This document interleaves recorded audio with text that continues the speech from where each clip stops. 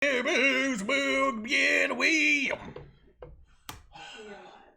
live? We're live. Are we live? I just gave away a material. I'm being quite cautious. Stupid. Why are you doing the fucking dumb shit that the guy does from another pod? Oh, yeah. You're on the wrong pod, dude. Wrong podcast. Dude. Wrong pod. Shit. Hashtag throwing shade. For a second there, I thought.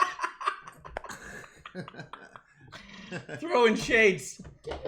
Throwing shades. I'm not gonna throw them because I'm not gonna waste them No, like that. don't throw shades. Yeah. We're positive. Welcome to the show. Welcome to Wrestling on the Rocks. Howdy, my name's Eric. Fuck, it's not on the show. Damn No, it. we go by Klump on the fucking show. Sorry, I'm Krabby Viglo. I mean, I go by both. I'm GR Lunar, or you can call me Gabe, whatever. I don't care. I mean, that kind of makes sense for you, but Yeah. for this, Yeah. he looks like a clump. It's gonna be easier for people to remember. Yeah, Yeah, no, He's man. clump shaped. that's marketable. My name's It's Klump. marketable. Yeah. I don't like it. I got bullied for it as a kid. I'm Forrest Klump. That's like, Say that, people will remember it. It's gonna come back. You fuck. I'm Forrest Clump. See, that's a t-shirt right there. That's your t-shirt. Sorry. That's your t-shirt. Me sitting on a bench. Yeah. An empty box of chocolates. Yeah. Chocolate all over you. Yeah, chocolate all over. Oh my gosh. Yeah, I'm drawing that. I want that. I want that shirt. New idea. Yeah. Bunch of like chocolate wrappers on the ground. Yes. Too, so it's like you've just been there a long time. The person's that polite African American lady scooting away. Like, giving you the side eye. It's like, she didn't even offer me anything. Well, so yeah, we're welcome back. yeah, we were off 2 weeks. Yeah, the boys are back in town. I feel like you wanted to sing that, but forgot about it, so now you just threw it in right now. I did. I was gonna do it at the beginning. And I Yeah. forgot all about it. I do. But it's back. I got it in. Absolutely. We haven't missed a Slid it. beat, except this is like still our first show, right? Yeah, every show's like the first show. That's why I think we've missed a lot of stuff up top already. Ooh.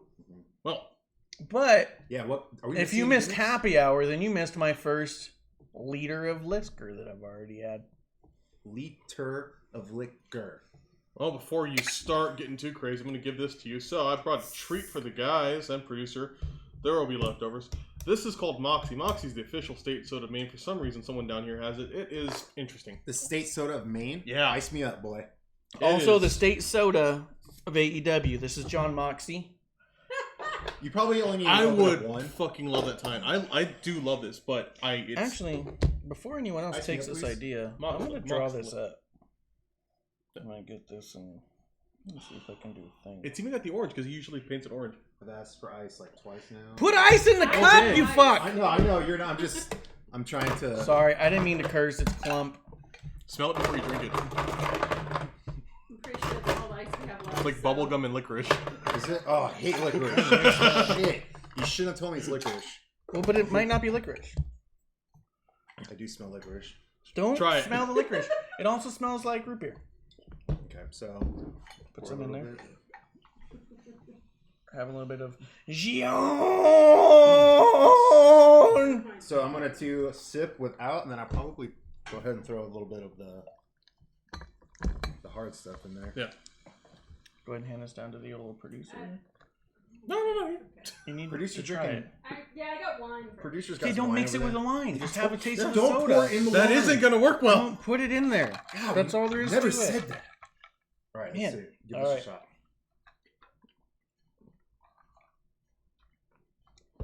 I was so scared, but it wasn't as bad as I thought it was gonna be. Why does it have more smell than flavor? Yeah. Like, it's this like thing like growing up. Whenever I'd go visit town, like, oh, it's really bad. And everyone hates it. It's not bad, but it has you get a scent out of it. You're like, oh fuck. But it's got like a watered down flavor. Unless am I wrong? Did I put was there water in here? Is No. it watered down to you kind of almost? It does. It tastes may- like flat cola.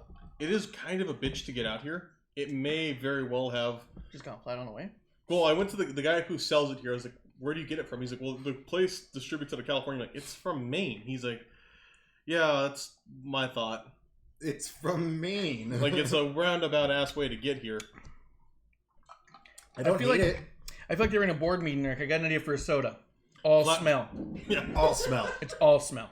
flat Coke, vaguely bubblegum. Did you try the soda? No, Okay, do stuff. well, we wanted to have a whole moment, and everyone's gonna try it. And Can I get a? You have a shot glass? I don't want root beer. highball. That's like light root beer or something. It's kind of a root beer light. Yeah. Send it It's back like down. root beer / Send it back Dr. down. Peppery. Send it back. Send it back down. You're Send having it- your wine. You're throwing a Send fit. back Give it here. back. I'm trying to make a I'm drink. happy Okay. people like it. Okay, cool. All right. Well, so, no one said that. Okay, I'm I'm gonna- happy. I'm not getting gags and terror. Oh, Alright, so. It's a flavor. it has an aftertaste. Wait for it to grow. Alright, that was a shot. Is that a shot?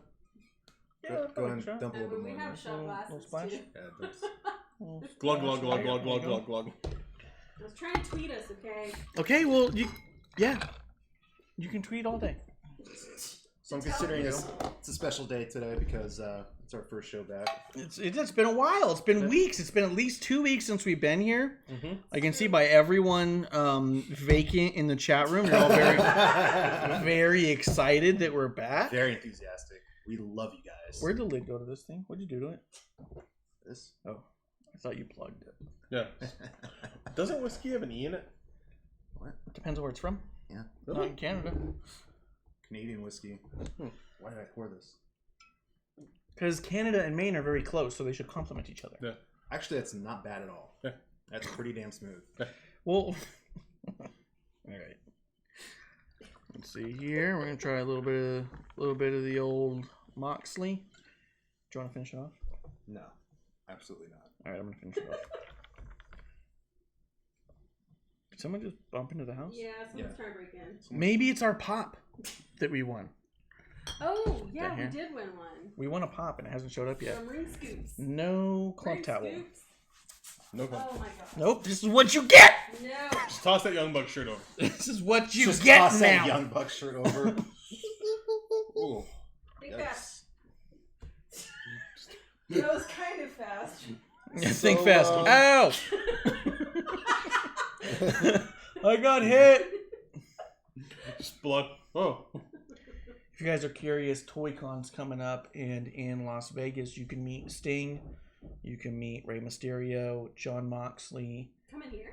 and Phoenix, right? Oh, Phoenix. I believe both the Outsiders. It should be in Phoenix. There's a Las Vegas. Oh. It's gonna be in Las Vegas, but that's a drive away, and those are some good names. I will say that I went last year, and for half of the price of what they're asking for this year, I met What the fuck, man? fucking out of your mind. And he's drinking, so the towel is definitely going to be in use. Don't stain the shirt you just got. The gift. You've owned it for an hour.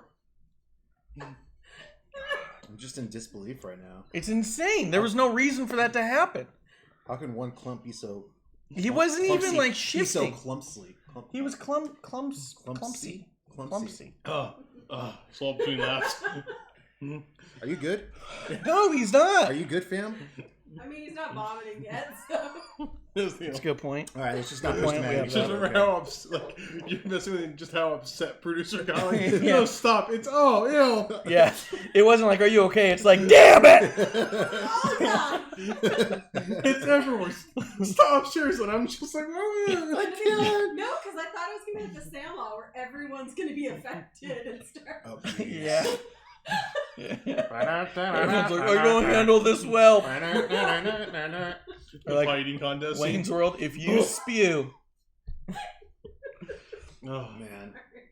wait, wasn't that Stand By Me, not the Sandlot? it was Sandlot on at the fair when they had the chew. They did the chew and then they went on the spinner thing and then all of them just like ended up Oh, I was puking. thinking about Stand By Me, where the like fat kid eats everything, like in the pie eating contest, and then pukes and causes everyone to puke row by row by row. Oh, is no, that was the story I happened? told Yeah, you I about. love the me. movie. Yeah, that makes more sense. It's a little more your speed. Pardon me. Ugh, I almost choked there. I didn't even hear him make Also- fun of me, didn't he? So. Also, Klump speed. It's also Clump Speed. Yeah. Hi. So, we did have a show on In the Sunday. We did have NXT Portland, right? That was Oh last week. shit! That was last week. NXT Portland happened. What'd you guys think? I like Good. it. Yeah, I thought it was pretty good. Okay. I don't know if you want to break it down and go into it, we can. Well, it's kind of an over/under I mean, on it. it is definitely like one of the big things that happened. So I think we should at least touch up on it a little bit. Yeah, it was NXT's very first standalone takeover. Yep. So it's important to note and important to recognize that as a brand, they now have effectively had their first pay-per-view without the backing on either side of what's been traditionally referred to as the main roster. That being said, the next one is backing up is on the WrestleMania weekend. Yes, but I think it's natural. important to see how this one could do. Although with them doing this Rhea Ripley storyline with Charlotte, it makes you wonder if it's all that smart to do a takeover at the same time, because you've already removed one of the biggest belts out of there. And as we will get to in my fantasy booking, I think that I would like a scenario where the NXT World Title is also defended on WrestleMania and not on TakeOver. But we'll get into that. We can get to that. And again, as a standalone, I think So is Charlotte doing the female version of what I was wanting Tommaso Ciampa to do? Win the Rumble and then go for the NXT title. Yeah. Oh yeah, yeah. Charlotte won the and Rumble. We're not upset about it because you did not like my idea with Ciampa. Oh, I am upset about it. I think it's a complete waste of the Royal Rumble win. I think that it completely undermines a lot of the talent that's been established. I think it completely undermines Bayley as a champion, who's been a champion now for almost 300 days. Becky's been a dominant champion, and Charlotte Flair being like, I'm going to go to developmental where it matters. I think it's completely dismissive of what the tradition of Royal Rumble is. And this could have worked out if Shayna had won the Royal Rumble. Charlotte could have been upset that Shayna won and just gone to NXT. Yeah, and I also think that it elevates Rhea almost prematurely. They're talking about her, and they keep referring to her as this dominant champion. She's not. She's new. How many title defenses does she have? Yeah, she's not a dominant champion, but she did have some dominant performances prior to her winning the belt. She had, and she was a dominant champion in NXT UK, but they're not talking about that. Right. She's had like one defense so far as that title goes. They won't talk too much about NXT UK, but because they shit on it. But they'll sure as shit bring that talent over and push them in the main roster. 100%. And that's what bothers me about it, is that suddenly Charlotte's like, oh, Rhea Ripley's where it's at. She's the most dominant. She's been champion all of 2 months. But you have this undefeatable Bayley, you have this undefeatable Becky, and Charlotte, who couldn't get the job done against either of them in the better part of over a year, just goes, yeah. It makes it look to me like Charlotte knows she's not good enough. Mm-hmm. And I think Charlotte's a bigger character than that. I think Charlotte should say, I'll take on fucking all of them. Put me in a fatal four-way. Whoever I beat, I'll take their title. Could be interesting. Yeah. But I mean, I don't know if I'd overwhelmingly say that's the best match. I wouldn't say that, but at least it'd be interesting. And to me, Charlotte going over for the NXT titles, not that interesting. And I feel like that it's best case scenario going to be the opening match. Okay. All right. Yeah. All right. I think Rhea's untested. Yeah. You can't put her at the end of a WrestleMania right now. You just can't. No, of course not. I mean, when I thought of it as for the men's side of this, I also saw it as an opening match. I like the idea of this being done on WrestleMania. I like the NXT titles being defended on WrestleMania proper. I think bring them all then. Yeah, I'm okay. I'm not opposed to that. Yeah, and because NXT can develop good stories for a good takeover, regardless of titles. Hell yeah. But I feel like the Royal Rumble part of this is it's too new for that. Then again, they've done worse prior. It's like Bobby Lashley wanting to go for the ECW title when he won the Royal Rumble. Yeah, that was shit too. I did not like that as an idea.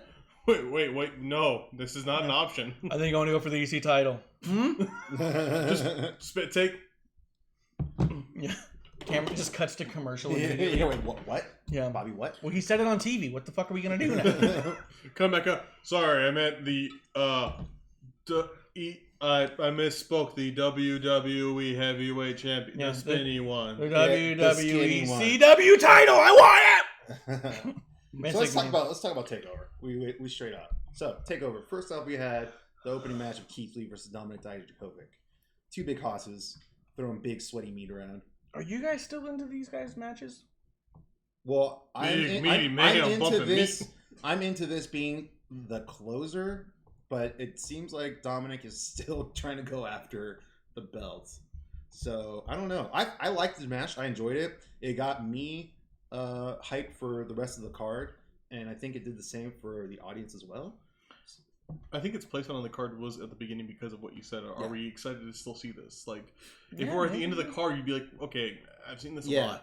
It was a good opening. It was a solid match. I was okay with it. I mean, I am a little bit tired of them. I'm getting tired of. I feel like a lot of these matches, Keith Lee is amazing, but the highlights I see are all these very similar moments where it's a reaction. Yeah, or I did like where he was like going like counting and then he's like when Daijiko kicks out of his like powerbomb. I thought that was okay, but I feel like I liked him more when he would yeet someone out of the ring, but he would have a fantastic match around it too. And we're now focusing on the yeet moment versus the really cool match and other highlights. I think it's stifling Keith Lee. A little bit. At this point, he went all the way to get he like just had a bunch of matches with Dijakovic, and somehow that got him a title shot. He wins the one match he has for the title, and then goes back to a bunch of matches with Dijakovic. And it's not that they can't put on good matches, but at this point, they need to be separate for either one of their characters to develop in any way. Yeah, I think they did like a best out of 3 series before the title. Keith Lee wins the title, and then another back. And then another back, Because now at the next NXT, he challenges again. Yeah. Dijakovic says, "Let me do it again," and Keith Lee's like, "Yeah, keep it coming." Why wouldn't he? He keeps beating the fuck out of this dude. Why would he not say yes? I think William Regal needs to step in and say, "You're back at the bottom, pal." War Games. Just kidding. I mean, it was cool when they got put into a tag team together. That made sense to me because when you have these series that are resolved, it's okay for them to join up, have a resolution that makes sense. Don't just keep doing it, Yeah. It's like the new KO Sammy. Yeah, good point. But I mean, and even then they have to separate them to bring them back together. Yeah, that's what I mean. Is like we need to separate you to bring them back together. I mean, I would say that arguably for me, I found their rivalry and all their matches together more entertaining and more. Each one match did seem different because they held off on stuff which you didn't think. You thought they put out everything every time, but every time they'd have another match, it was all like, oh, they've got more. With these guys, they've put out everything every time. They just do it in a different order the next time. Yeah. So give them some space. Let them regroup. Yeah, I mean, it's pretty much the same spots, the same kickouts, same everything with every match. So I would like to see them move on to other opponents. I don't know where you would put Dominic Dijakovic, though. I mean, at this point, you just have to throw him in with... Put him with Damian Priest. Yeah, they kind of had their thing, though. But yeah, I guess that'd be a good program for another 3 matches. I'd be happy to see Keith Lee with Damian Priest, or maybe have Dominic Dijakovic with Killian Dane, or some weird combination like that. Actually, Killian Dane is something I'd like to see. Killian Dane would be cool. Yeah. Kushida, I'd like to see him against some more bigger guys after what he did with Walter. Mm-hmm. You have like people there. I don't know why we're not mixing around. I think that's what the consensus is, like, mix this up. It'd be neater. Oh my god, I just pulled a clump. Did you just clump on yourself then? I just clumped a little bit. Do you need some clump towel? Yeah, Gotcha. Thank you. I got him. That's how we get coronavirus. Oh shit. He just like throws an elbow. I'm good. I need to towel for my blood. Ronda Rousey's gonna be the only one that survives this virus. She has a bunker. That's a good point. So is Post Malone. Post Malone? Post Malone has bunker. No. And Do you think her and Post Malone chill? Probably. In their bunkers shooting Post guns. Malone chills with a lot of people. Yeah. He seems cool. He seems like he's pretty cool. Hey, Ronda Rousey, if you're watching, and I know you're watching, let us know if you chill with Post Malone. Yeah. Anyway, next fight. So what's the code to that bunker? Next fight, we had the street fight between Tegan Nox and Dakota Kai. Which, didn't I call that shit? No, you did not at all. You're such a fuck, dude! You did not. Months ago, I said, we build into like a street fight with them. Oh, well, I thought you meant the winner. Not at all. You definitely said Tegan was going to win. Definitely said Tegan was going to win. I was like, nope, you did not call that. No, but I called it if this was going to get us there. Because at the first couple things, people were like, why are they going? I was like, because you build into like a street fight. Yeah, because we're beating the crap out of each other. It was dope. So this goes all the way back to the War Games pay-per-view. War Games! When Dakota Kai was shooed in as the last member of the women's team. Yeah, I would say it builds into the build of War Games, not even the War Games. True, yeah. This all started the build of War Games when Dakota Kai was being left out and Tegan Nox was being favored over her, and they're supposedly friends, unquote. Really just stems from a lot of jealousy and bitterness on Dakota Kai's part.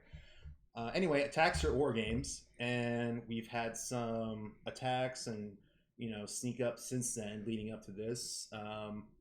Yeah, and it was a pretty cool match, actually. They really beat the crap out of each other. It was gnarly, and that brought in the debut of one Raquel Gonzalez. Raquel, so her name is Rena Gonzalez, but they renamed her to Raquel for the show. Yep. But yeah, she's a big what she calls herself? A Texican. She's a big Texican. That's what she calls herself. They didn't build her. Remember the Alamo kind of a deal? Wait, what? They didn't. No, it's like they threw her in with like one of those. I wouldn't say mystery debuts, but what's the word? Unveiling. Yeah. What you do it? Oh, yeah. Just kind of comes out of nowhere. Like we don't know too much about this character, but she's definitely like. And she's a dead middle of the line ringer of Sonya Deville and the Virtuoso. She's like right down the middle of both of them. So when I saw her, I was like, "Oh my god, that's." Why is Sonya here? Did they fusion? Yeah, they fusioned into Raquel Gonzalez, and hopefully she brought over the best of both, and this person's dominant and a monster. That being said, the last spot which ended the match, so she comes out and stops Tegan Nox at the top rope, right, from doing some kind of high-risk maneuver. Basically choke slams her through the table, but didn't really go as planned because the table's like, nah, I'm not having any part of this. Yeah. Did not want to play. He's like, I'm working for myself, brother. Yeah, the table's all like, what the fuck are you doing? Yes. So Tegan Nox took a pretty gnarly fall. Do we know the aftermath of that? I think she's fine. Is Tegan totally fine? I think she's fine. Because that looked fucking bad. Yeah, I think she's fine. Didn't Dakota Kai take like a pretty nasty bump a couple weeks ago? A couple weeks back against Mia. Yeah.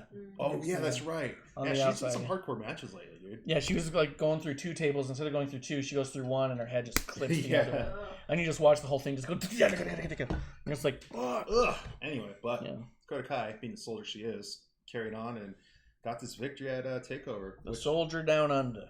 I like it. I like Dakota Kai. I like her heel persona. I think both of them are incredible. Yeah, I think both of them are incredible, but I do like that they partner her up with a bigger, imposing woman. Yeah, it's interesting. Yeah. What's also interesting is when they're doing their bits and Raquel's talking, Dakota's standing there kind of almost sheepishly like, okay. Yeah. Like almost like she's being bullied into it. Like, I don't even know who you are, but okay. So I imagine, she'll turn on her eventually, but, whatever. So the next match of the evening was Gargano versus Balor. Probably the match of the night. Gargano versus Balor. Those two are just, man, so good. Yeah. So good.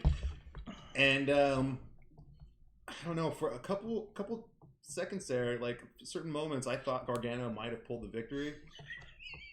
I know. It's a takeover match with Gargano. It's a takeover match with Gargano. Have you watched him wrestle? So he doesn't win.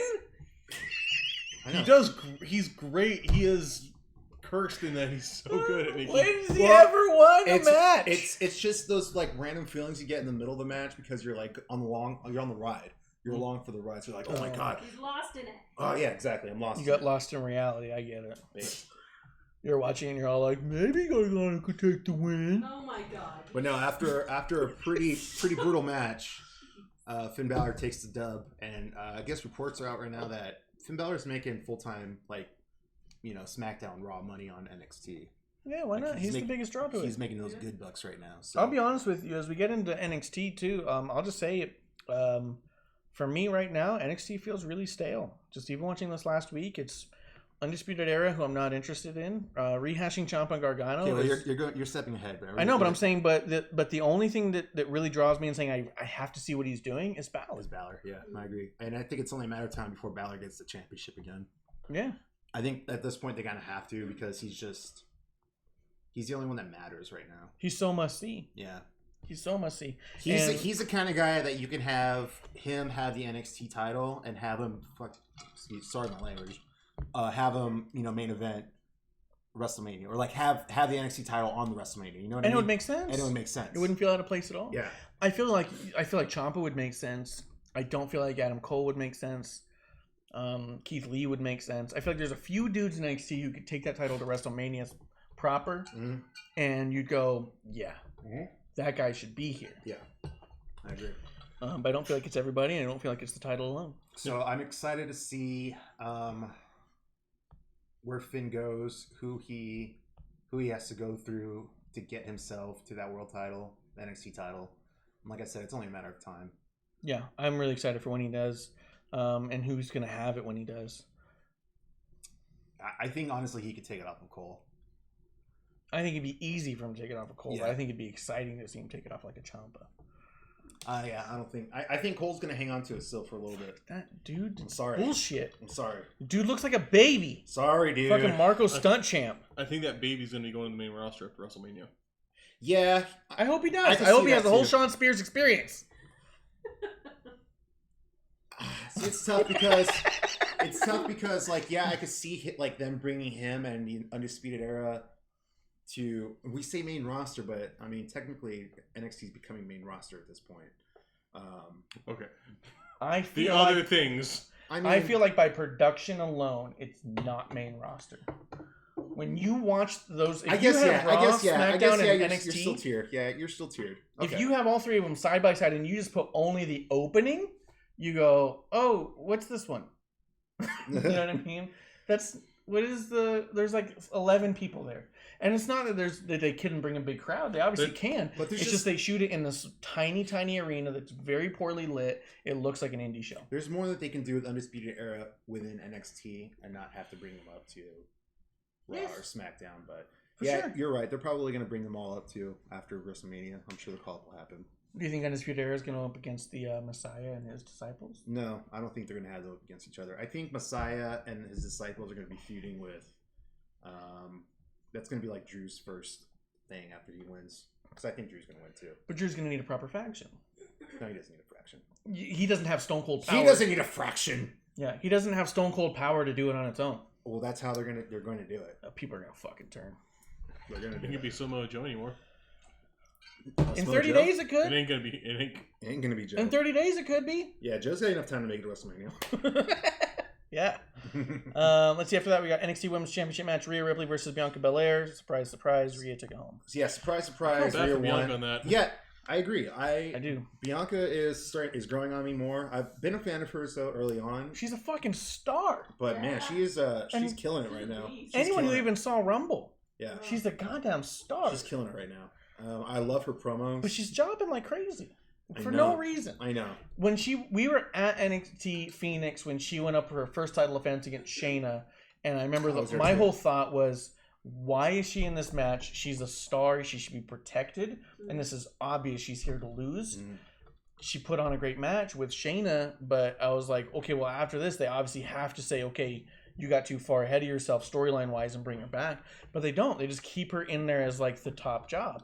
Which, there's a lot to be said for that. Mick Foley, my favorite of all time. I think they're looking easily top jobber. I think they're looking at her as a workhorse. Because she's doing better in the ring. She's obviously athletically gifted. Like, she is more in shape than... And she's green as hell. I mean, she is. She never even looked at a wrestling ring until she got to the Performance Center. Mm-hmm.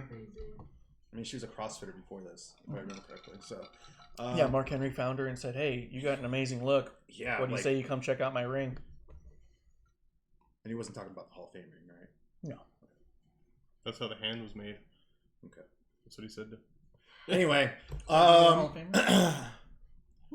what's next on the match? What's next on the card? You see what I found this weekend? That Ric Flair toy. Yes. That's the first ever Ric Flair toy. Whoa. So the next match we have on the card is the tag team title match, Undisputed Era versus the Broserweights, Matt Riddell. What did you guys think of the Bianca Rhea match? Was it incredible? I didn't go back chance to watch it. I liked it. I enjoyed it. I enjoyed it. Yeah. She's just so effortless in her strength. Mm-hmm. Rhea? Bianca. I mean, Bianca's both are strong. Both are strong as hell. But yeah, just picks people up like nothing. Yeah. It's crazy. That's true. She's strong as hell. Rhea's like Bill Goldberg. You expect the strength there. Oh, Bianca's more of a surprise. Bianca's like Cesaro. Yeah. She can do that. Okay. Yeah, but she's like, hold on, you're not there? I'll just put you over this way then, flip you like a fucking pizza dough, and then grab you right like this. How about that? You good now? You feel secure? Let's go. Rhea does things, that's cool, badass, fighting and throwing people around thing. Then Bianca goes and picks a motherfucker up by their belt dead weight and throws them in the ring. You're like, fuck. Yeah. And that was Bianca's like Royal Rumble performance basically. Like, Rhea does that thing where they like wrap around your arm and then you just kind of like both lift up together. You're like, oh yeah, that's powerful stuff. And then Bianca's just like, let me see your shoelace. So we got this match between the Broserweights and Undisputed Era. I didn't want to see it happen, but Broserweights won the tag title.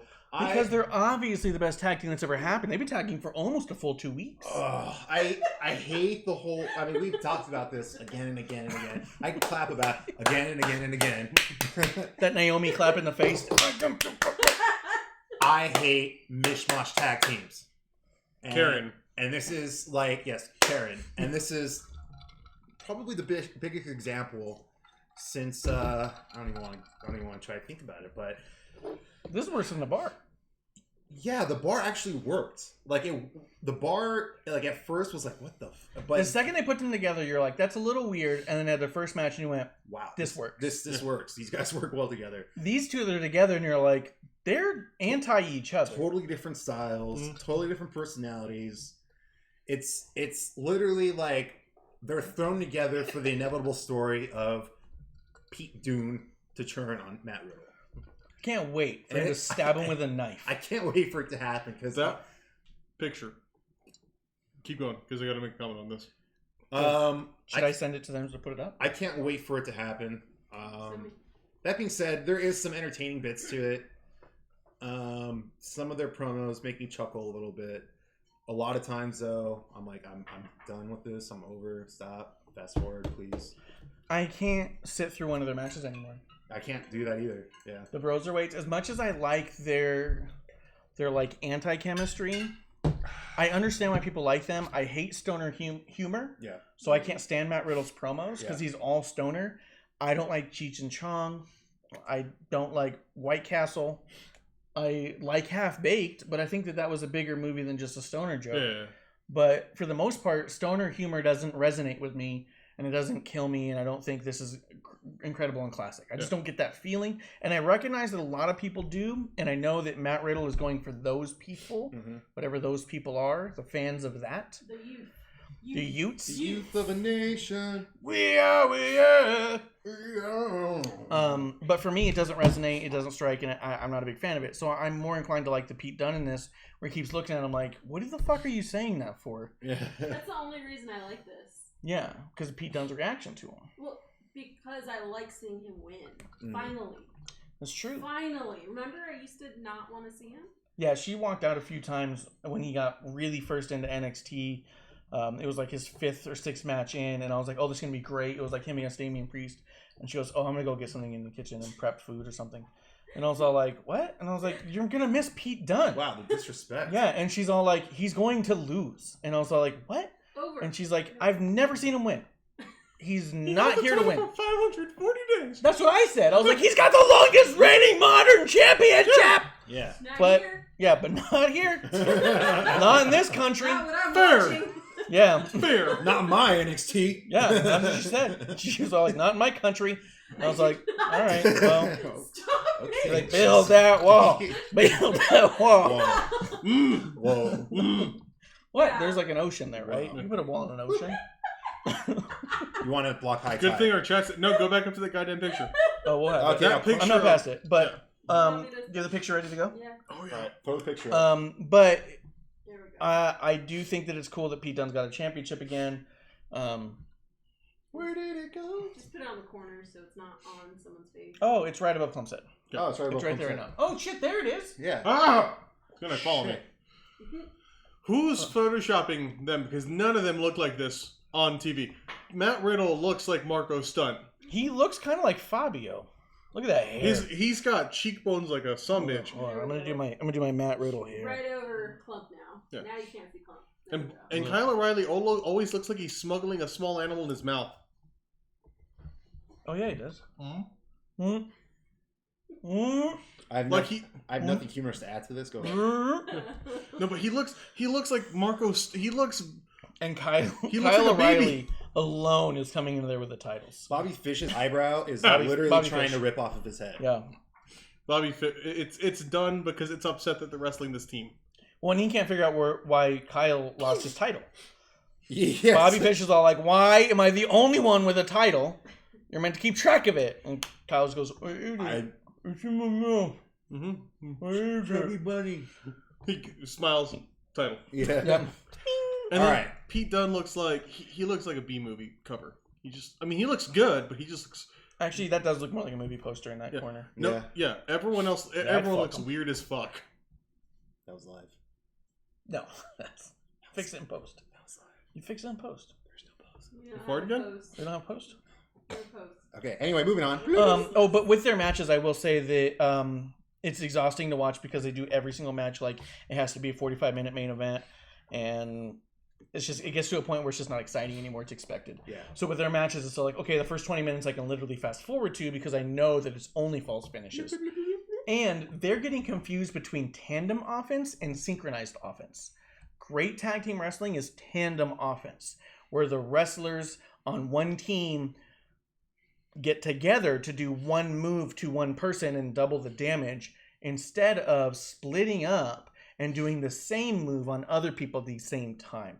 Synchronized movement does not equate to tandem offense, and to me looks way too choreographed and phony to me. And it's harder for me to get into it when I was like, oh, everyone got in the right place at the right time. We're able to do the thing at the same time. I'm not secure enough in my masculinity to watch ballet, and that's what that makes me think of. Synchronized offense. There's just no way that that's true. You absolutely do watch ballet. And he absolutely... He'll whip it out. Dude, if you dared him, he'd whip it out. I did ballet for 10 years. Dancers or the act? Neither and no. Neither. I don't have enough to back up the slide. Because I will say that your tiny feet point pretty. Yeah, they have hip dysplasia and they like stick out. People are like, are you standing on point? No, that's just my fucking shitty hips. Yeah. His hips and his ankles are so messed up that he can stand in a straight line on accident. If you meet me in person in the future when we're at a wrestling convention, probably toward the back, not main area. He prefers to be in the back. Yeah, that's fair. Mm-hmm. You'll wonder, oh my god, what happened to that man? His poor hips. And no, that's just me. Yeah. No, Hacksaw's like, how many years you been in, buddy? Oh man, you looks like you hurt to walk too. Yeah. I like Hacksaw's reaction when he saw you. Yeah, oh, you're a big guy, huh? Oh, we could get in the ring together. He's like slapping him on the chest. So I was like, oh, Hacksaw. Oh, you silver-tongued devil. Stop. I mean, he wasn't good. Don't tempt me with a squared circle. Anyway, main event for TakeOver Portland was for the NXT Championship. With your champion, with everyone's champion, with our champion, with Marsh's champion. Ciampa, baby! Adam Cole. Ciampa. Fuck. Adam Cole, the champion of NXT, versus Tommaso Ciampa, the Sicilian psychopath. Is he Sicilian? That's what he goes by, the Sicilian psychopath. Adam Cole should know better than to go life and death against a Sicilian. Sicilian psychopath. Thank you. Thank you. You don't bet against a Sicilian when death is on the line. It was like another Adam Cole match. False finishes. Undisputed Era shows up. Swerve. Johnny Gargano turns heel. And oh my god, did not see this coming at all. Oh my god, how could this happen? The tables are turned, haven't they? Ciampa. How do you feel, Ciampa, to be screwed over the... Oh no! Suddenly you're the face now, Ciampa. That's what's going on. Yeah, defend this shit. No, I don't have to. I don't defend NXT. When we get to mine, when I had the woman saying I break bitches, then we'll get to me defending shit. Okay. Yeah, and that closed out the show. Was that match? Was Johnny Gargano hitting Tommaso Ciampa with the belt and causing him the match, and now we got Tommaso Ciampa versus Johnny Gargano again. I just am tired of that kind of rehash. I just am. I mean, and I'm not even against like general rehashing of shit. It's just we've seen this program already we've seen Johnny versus Tommaso 1, 2, and 3, I believe. And now we're getting it again. So let's sigh. That's all I'm gonna say. Let's sigh. Yeah. Let's sigh. And I also understand the idea of, hey, this was probably the greatest storyline they ever made for NXT, and they wasted it on the network for years. And now it's buried in there for people to go back and try to relive all of DIY into the turn. I get that. And I said when I was watching it at the time, how amazing this was and how shitty it was that they fucking blew it now. Mm-hmm. I said, you've got this in your pocket with these type of talent and no one's watching. Mm-hmm. And now they got a platform where like, well, now people are watching. But now it's old news and now you're still telling people, hey, you have to go back and watch years of post to really get into it. Yeah. I think they missed it, but they're trying to hang on. Well, I thought it was also like, it wasn't so much that it was blown. I think he got ended prematurely by a neck injury. True. Like, I think it could have had an injury came on right on time, just as Gargano. His championship reign. Which is why he hit Ciampa with the belt. Yeah. How dare you? And he said, fuck him. How dare you come back? Fuck him. Anyway, let's move on. That was, let's move on to NXT. That takes us to straight to Wednesday because... Sure. Well, I mean, I guess we can cover that Raw too, but no, let's just go to NXT. You guys want to cover that Raw? Was there much on there that came... wasn't that when Baszler bit Becky in the face? Yes. Back of the neck? Yeah, I liked that. I'm throwing that out there. I like it. Everyone's hating on it. I thought it was nuts. When I saw it, I went, what the fuck? I've never seen anything like it before. Yes, it was too much blood. Yes, there was a lot of preposterous shit. But it was a different angle to get people asking and talking about Shayna versus Becky.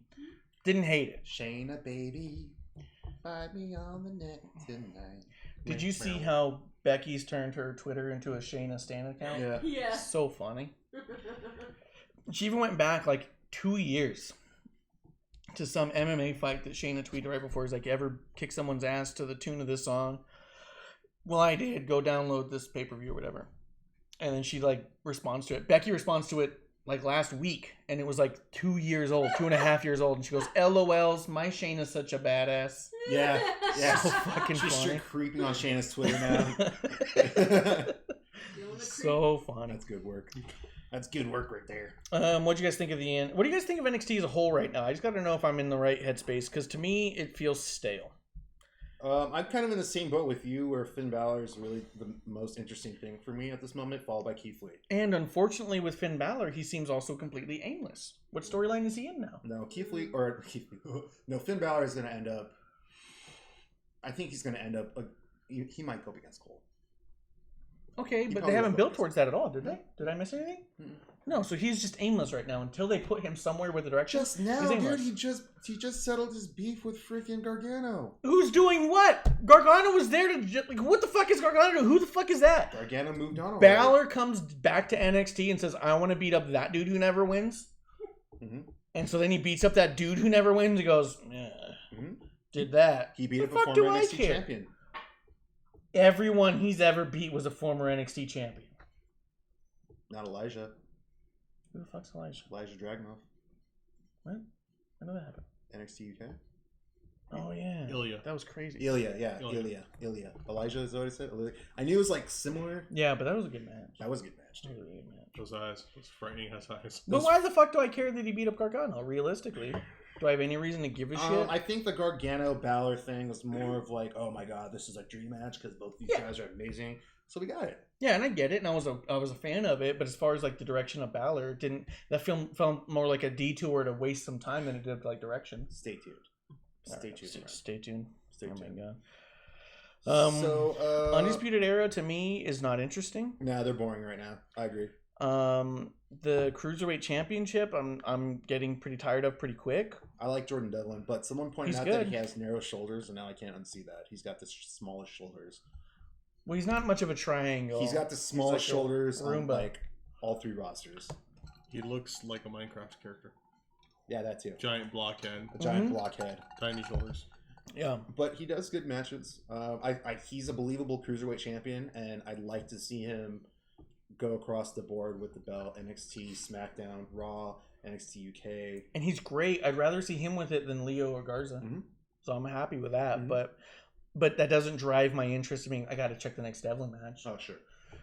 He doesn't feel like a must-see champion. No. Gargano and Ciampa being rehashed, like I just said, just feels like... So, yeah. They keep going back to back with it. They give it just enough time to start to breathe, but before you've caught your breath, they're like, let's just bring it back, though. Yeah, and then, so, yeah, what happens is Austin Theory comes out for a match, and he's, I guess he's like doing his intro, right?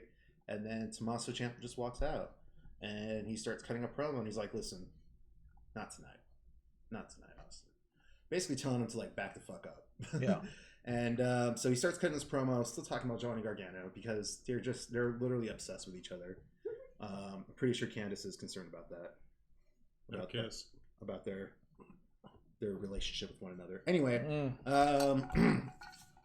cuts a promo. Austin interferes or interrupts him, and Gargano just beats the crap out of him. Not Gargano. Ciampa just beats the crap out of him, and just really beats the crap out of him. I mean, just kind of. Is that going on? It's good. We good? Yeah. Basically, just throws him into the barricades, back and forth, and just makes Austin Theory look like a dipshit. Makes me wonder if like Theory did something backstage or said something or is getting punished because they really made him look kind of stupid right now. They've done nothing good by Austin Theory since he showed up in NXT the first time. Yeah. His first match in NXT was against Roderick Strong on a Christmas special. And he lost. He loses in like a 30-minute battle that made Roderick Strong look like an idiot. Yeah. Austin Theory looked like he tried too hard. And it ended up ruining the whole special for me. Yeah. I was like, I don't want to see the rest of this because it was like, you just got here, pal. Mm-hmm. Why do you have a title shot? Mm-hmm. Or was it even a title shot? No, I don't think it was a title shot. But it was like, but why the fuck? And it was a good match, but that's something that should have been saved for a takeover. Yeah. He should have built into that. Yeah, there's no build. There's no build going into Austin Theory, and it's weird because he was supposed to be considered the hottest free agent according to Mario. So is EC3. Dude, EC3 can go. Go where? Anywhere. Home. Just go home. He can go home. He can go work for construction. I don't mind seeing him at a Lowe's. He can help me grab some wood and maybe chop it up a little bit. I have no interest in seeing EC3 on a television ever again. Why? He's boring. None of his matches were ever good. He doesn't seem to give a shit. He's got no drive. If things aren't going his way, he's not trying. He's kind of a fucking crybaby, and it's obvious when he gets on the screen. I got no interest for that. I'm more interested, and not that I've got some incredible drive and I'm like some sort of fucking pillar of example, but when I look to these guys who are doing things that are inspiring and great and amazing, I don't want to see people who just give the fuck up because it's not going their way. And that's really what he personifies every time I see him in any storyline that he's not fond of. You can watch him give up. You watch him in those storylines just not try as hard anymore. And you're like, yeah, go home. Go home. You don't want to be here. Because I know this is that I may be where I'm at now, and that might not be this amazing thing. But given the opportunity to like ref full time for like a WWE, you better fucking believe I want to break my hand on the mat every fucking time. Because that's not something I would just throw away or just be like, I'm tired of it because I don't get all the main events. Mm-hmm. Fuck out of here. Okay. Fuck out of here. Fair enough. Next match. Grizzly Young Veterans versus Joaquin Wilde and Raul Mendoza. Another tag match that I didn't feel had a story. So I'm going to be completely honest with you. I just fast forward through it. I felt no reason to watch it. I didn't watch NXT this week. Remember, I watched the AEW. Joaquin Wilde. Joaquin Wilde. He looks like. They look great. Fuck. Who does his entrance gear remind me of? It's definitely some anime. Some kind of anime. I thought that the idea was that he was an EDM DJ. He is, but his entrance gear looks like an anime character, like a villain, like a bug, like a Form 3 of Frieza. That's kind of what he looked like, with like the big elongated head. Like picturing something from JoJo's Bizarre Adventure. Yeah, basically. That's basically him. Joel. Anyway, so I skipped past it, and another tag team match that I actually skipped past this. Yeah, the Broserweights versus Danny Burch and Lurkin. Didn't watch that either. I was like, all right, now I'm ready to watch it's Broserweights. Yeah, no point. Yeah, no point. And here's another note I made in my NXT Feel Stale was tag matches are storyless. Yeah. There's no point to them, and they all act like they're the most important match of the night. And I get it also. This is the part that frustrates me from a viewership is that, like, I understood watching NXT before. You're like, everyone thinks this is their shot to be called up. Yeah. So every match has to be their main event match. You're not there anymore, pal. Yeah. Now you guys are on USA. Now you guys are trying to make something of that show. And you're trying to make this show something that people will catch onto and latch onto and want to watch. Yep. Sustainable. Yeah. Exactly. And if you're going out there trying to force the main event to follow that motherfucker, then you're fucking over the main event. Yeah. And people have to want to see the main event. Yeah. And if they don't pull through and you're like, well, the first two matches were incredible, but all the other matches were kind of shit, you fucked up your own show. Yeah. You overshot it, buddy. Yeah. Like there's a balance there. Yeah. And I think that they're lost in that balance. I just don't think it's there. So we'll skip past this because we didn't watch it. And then we got Keith Lee versus Kona Reeves, which was just basically a squash match. Which is nice for Keith Lee to just have a match, but... Okay, but I do want to say that Kona Reeves is looking jacked as fuck, dude. Yeah. I was expecting a, show, because I was like, that dude's like... Yeah, he came back. Oh my God. He's starting on that Jinder Mahal transformation shit. I bet. From the sound of it over there. I bet that dude's got abs like chicken breasts. He does have abs now, but he didn't have abs before. Like, he's definitely... Yeah, he was kind of soft. Yeah, he definitely upped his nutrition. He just looks like a big dude. Yeah, that's the last time I saw him. He got moves. I like That's seeing... old. That's old. He got moves. Yeah. I like seeing people of similar size fight each other. You know? I don't like seeing a huge dude and a scrawny guy. Well, those can be good too, the Goliath and David kind of thing, but Kona Reeves came back looking like some dude that could actually look up him for be credible. Yeah. Yeah, that's from. I was really interested. I was like, that's from a while ago. So I did see that. I was like, damn, Kona Reeves put in the work in the gym. Cool, good for him. Hope it works out for him because, he's it's another green guy. But it's just I like seeing new faces and I like seeing new faces succeed. Yeah, for sure. So I don't know. I'm hoping it works out for him and maybe he gets into the national title or not the national. No. Sorry. You drunk? Yeah, I'm drunk. You did it. I'm done. Woo! Anyway, then we got Chelsea Green with Robert Stone. This is so funny. Was it any good? Because I don't watch anything with Chelsea Green. If it's Chelsea Green at Festival, the thing you need to because what happened was Bianca Belair came out which is hysterical in the middle of the match. She's like, she's like, I'm gonna let you two finish. I'm gonna let you finish, but I got something to say. Yeah. She did the Kanye basically to them is what she did, and so she interrupted their match and basically said she's gonna beat Charlotte's ass, and I'm hoping for it. I want to see it. And that's next week, Charlotte versus Bianca. Yeah. What do you guys think about that as a concept? This is next show. This next coming. Right. I know, but that's tomorrow. How do I? Yeah. Tune in. Yeah. So what do I think? Again, it's another Belair loss. Right, and that's what bothers me. That bothers me too. I think if she won, it would be compelling. It would be compelling for this inevitable WrestleMania thing. I would love to see Bianca win and then make a case for her to make it a triple threat. Yeah. And then didn't you say something like that? And then I said Charlotte over. Yeah. Yeah, I totally agree with that. I'd love that. I think that there's definitely room for Rhea to either interfere or Bianca just get the better of Charlotte, and for them to put on a triple threat. You can't keep throwing Belair to the wolves like this. Like at some point, she's going to need to get that win that throws her over the top, that makes her appear as a superstar. And I think if anyone is going to put her over like that, it's got to be Charlotte. Not fucking anyone. Not gotta be. Yeah. But someone like Charlotte that has that clout, that has that credibility. It's got to be a big win. It's got to be a big win. It's got to be. I think what could happen too is if Belair won, Charlotte cut that promo where she said that Rhea Ripley was handed this, or she was handed basically her career and that she wasn't struggling and stuff like that. I think it'd be cool as hell for Charlotte to lose and it'd be like this isn't what you were in before. We've got to step up further. Yeah. And then she could still go to WrestleMania. I could see maybe her work her way up, but it shake the shit out of her. That would be more compelling. I think that might make this a better match because right now, I don't give a fuck about Charlotte. Yeah, I'm really frustrated that she's in the spot. I don't care about Charlotte at all. And Sam Roberts has said on his podcast, check it out, Not Sam Wrestling, that he's such a dick on the pre-shows. It's crazy, right? He's such a dick. It's crazy. I started hating him, and I was like, fuck this dude. Then he put on some sort of interview that I really just felt like I had to hear. And then you realize you're getting worked. And then I was all like, fuck, he's like my best friend. I'm getting worked. Like my best friend. But it's just, I don't think he's working us so much as I think that the people around him, I think, push him down, and he has to be loud and asshole to get through. I mean, it always happened next to JBL.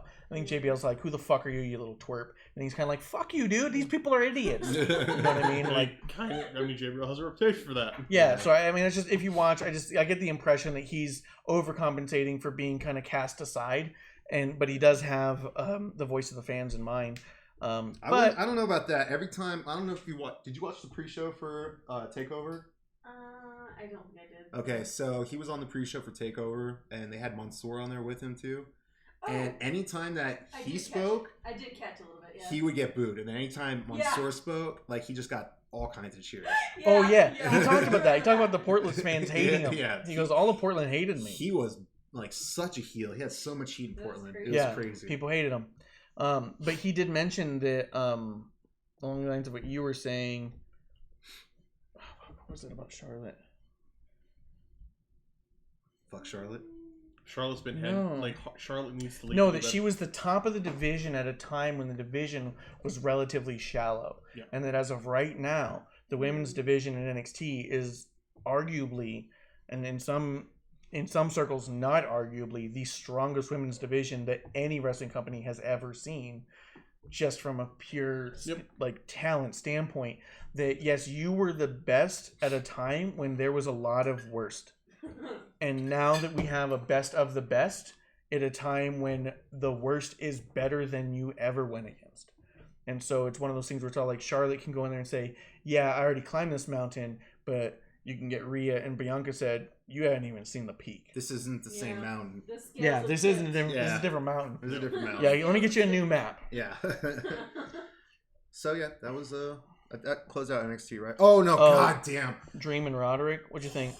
Dream. I heard it was sloppy as fuck. Oh my god, Dream has been so sloppy since he came back, dude. Up to his debut against the Undisputed Era a week or two ago, the surprise debut, it's just been a slot fest with him, and it shows in this match as well. I think he's too cocky. I think he's too cocky. I think he thinks he's better than he actually is. Boom. He just seemed super green. Yes. He's been saying this for a year. And you know what? I like 2 years. I like the character. I like the persona of Velveteen and some of the stuff that he says, or his mannerisms. But yeah, his in ring, especially it was especially noticeable the past 2 weeks since his return. I don't know if he's been practicing. I don't know what, but I think that he's super cocky. That being said, I wasn't a huge fan of the match. Roddy did the best he could. Roddy does good matches. He's incredible. Anyway. AEW. But yeah, I think we can talk about AEW if you'd like. Yeah, you two talk about it. I did watch it. Did you watch any of it? No. See any highlights? I saw the moonsault. That's all you saw? Did you see how many angles did you see the moonsault? 3. Did you see the one from the top? There's one from direct down. I think I did see that one. Where he misses completely. And I was like, don't replay that one. We didn't see it at first. He was trying. He doesn't do it a lot. No, but he did great because he landed where he should. It was Waldorf. And Waldorf put his arm out to slow him down because how else are you going to do it without breaking your arm? Cody broke his toe on it. But then they had 4 other angles where it looks like he's connecting great. And then they showed the one on top where you go, oh, he cleared him.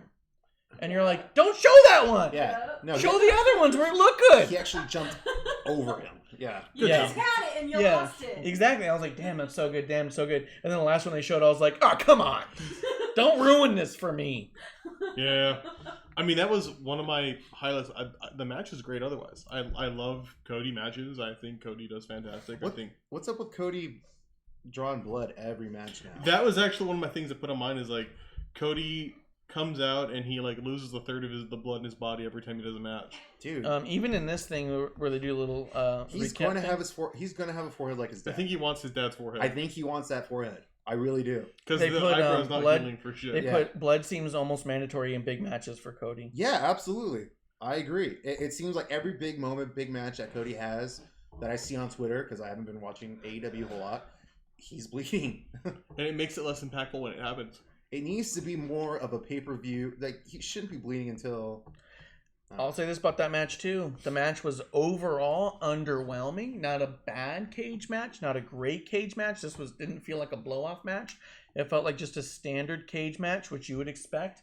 And then his head got busted open in a random toss into the cage where his back hits the cage. He goes down, comes back from commercial, and he's bleeding. Well, I think you're like, come on. So it didn't have to be this cage match.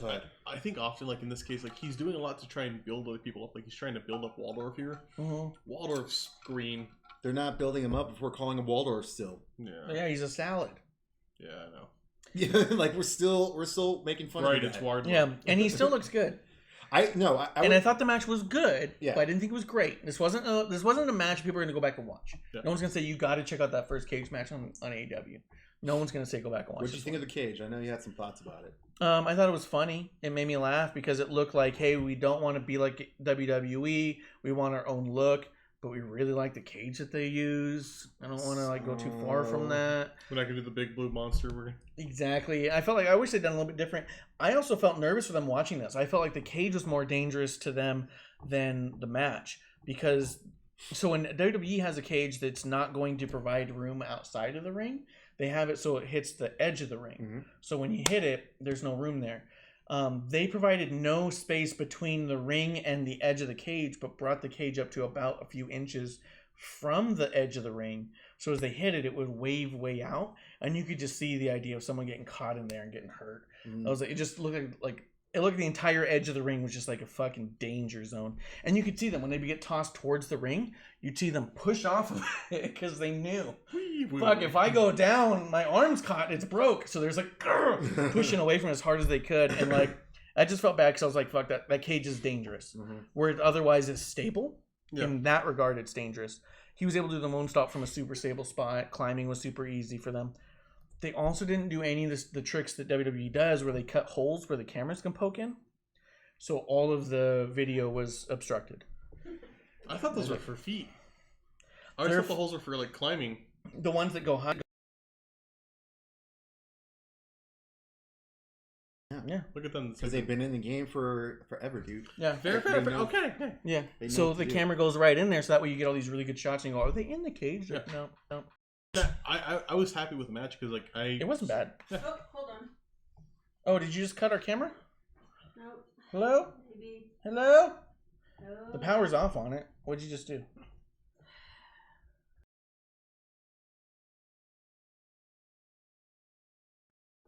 You didn't unplug the other one. You plugged the one we had. Neither one is on right now. Can you go over and power cycle those two? Sorry.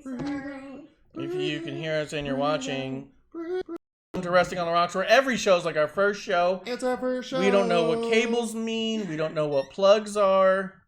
We're sorting it out as we go. I think we're back. Whoa! Are we back online? I think we're back online, bro. Back online? I think we're back online. Welcome back! Welcome back to the show. Sorry. You could hear us, but you couldn't watch us. I was trying to get that one up, and that's not going to work, so whatever. Whatever. Sure, yeah, no, I don't know what you were doing, but cutting all of our feed. All right, so we're done talking about Cody. What?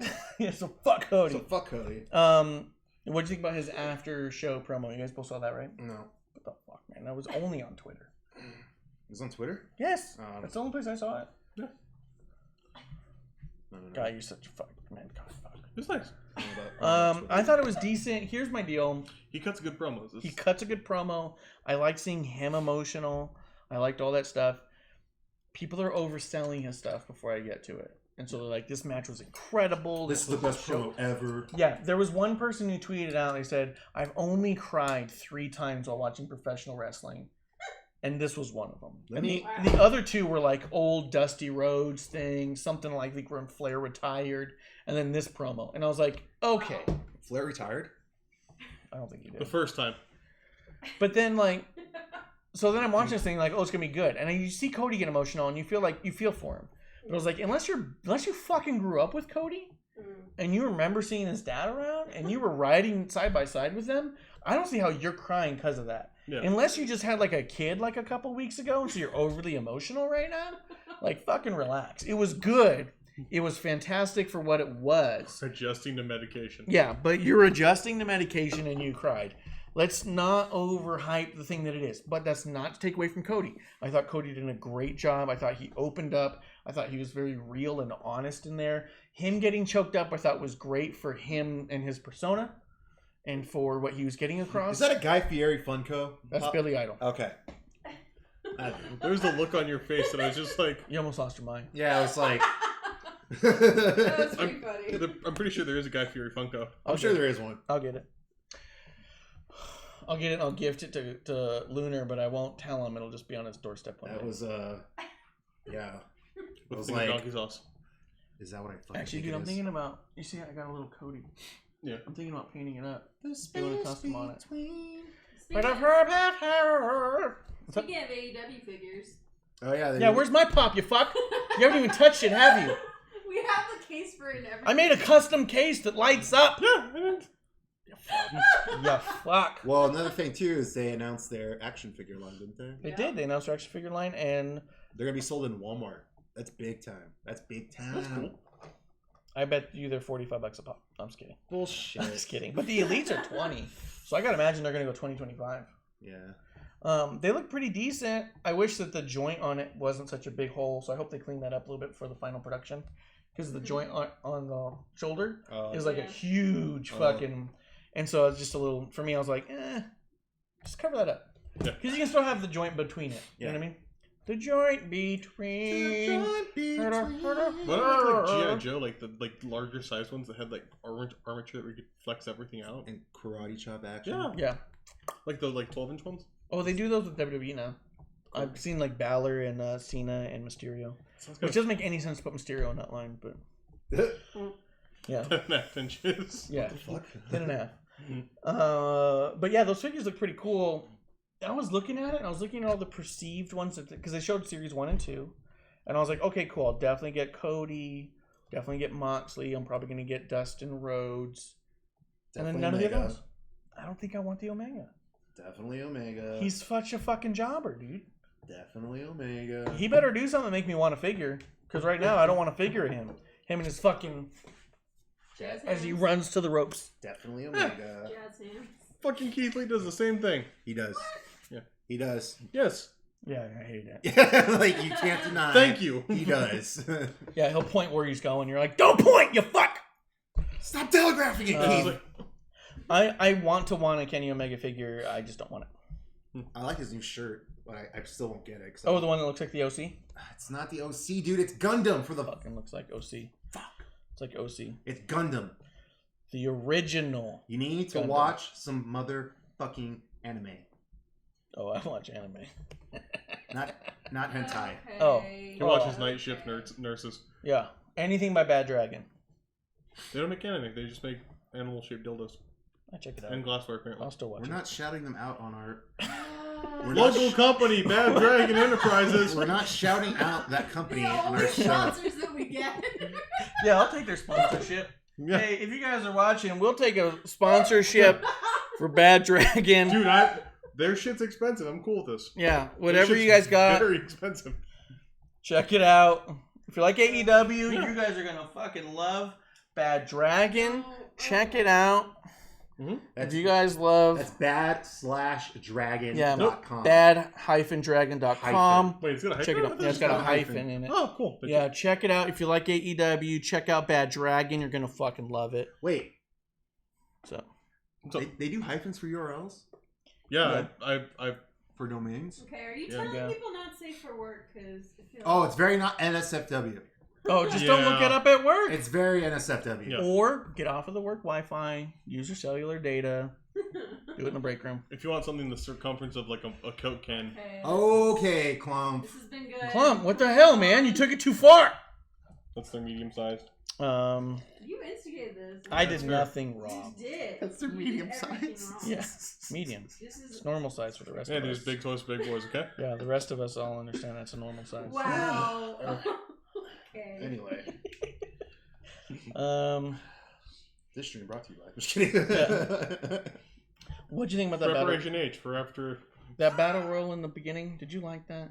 Talk about I such had a a mess. big problem. Talk about Okay. AEW. Let's get this. The big problem I had with that was that I think the Lucha Brothers should have been in it. I like that. I get the idea of the Lucha Brothers having a championship match with Omega and Page, but I feel like they should have been in this. The Lucha Brothers were, or no, they were not in this. No, they but at were the end not. of the day, so this to me couldn't be more obvious from the bell ringing that this was a mechanism to get the Young Bucks a title shot regardless of the win-loss record, because they shot themselves in the foot by saying win-loss records will matter. We're going to tell everybody your win or loss record, and you won't get a title shot unless you've earned it.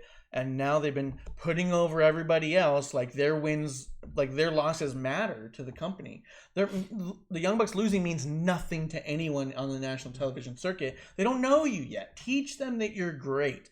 They haven't been taught that. So they're taking all these losses, putting over this other talent as a big win, and it doesn't matter.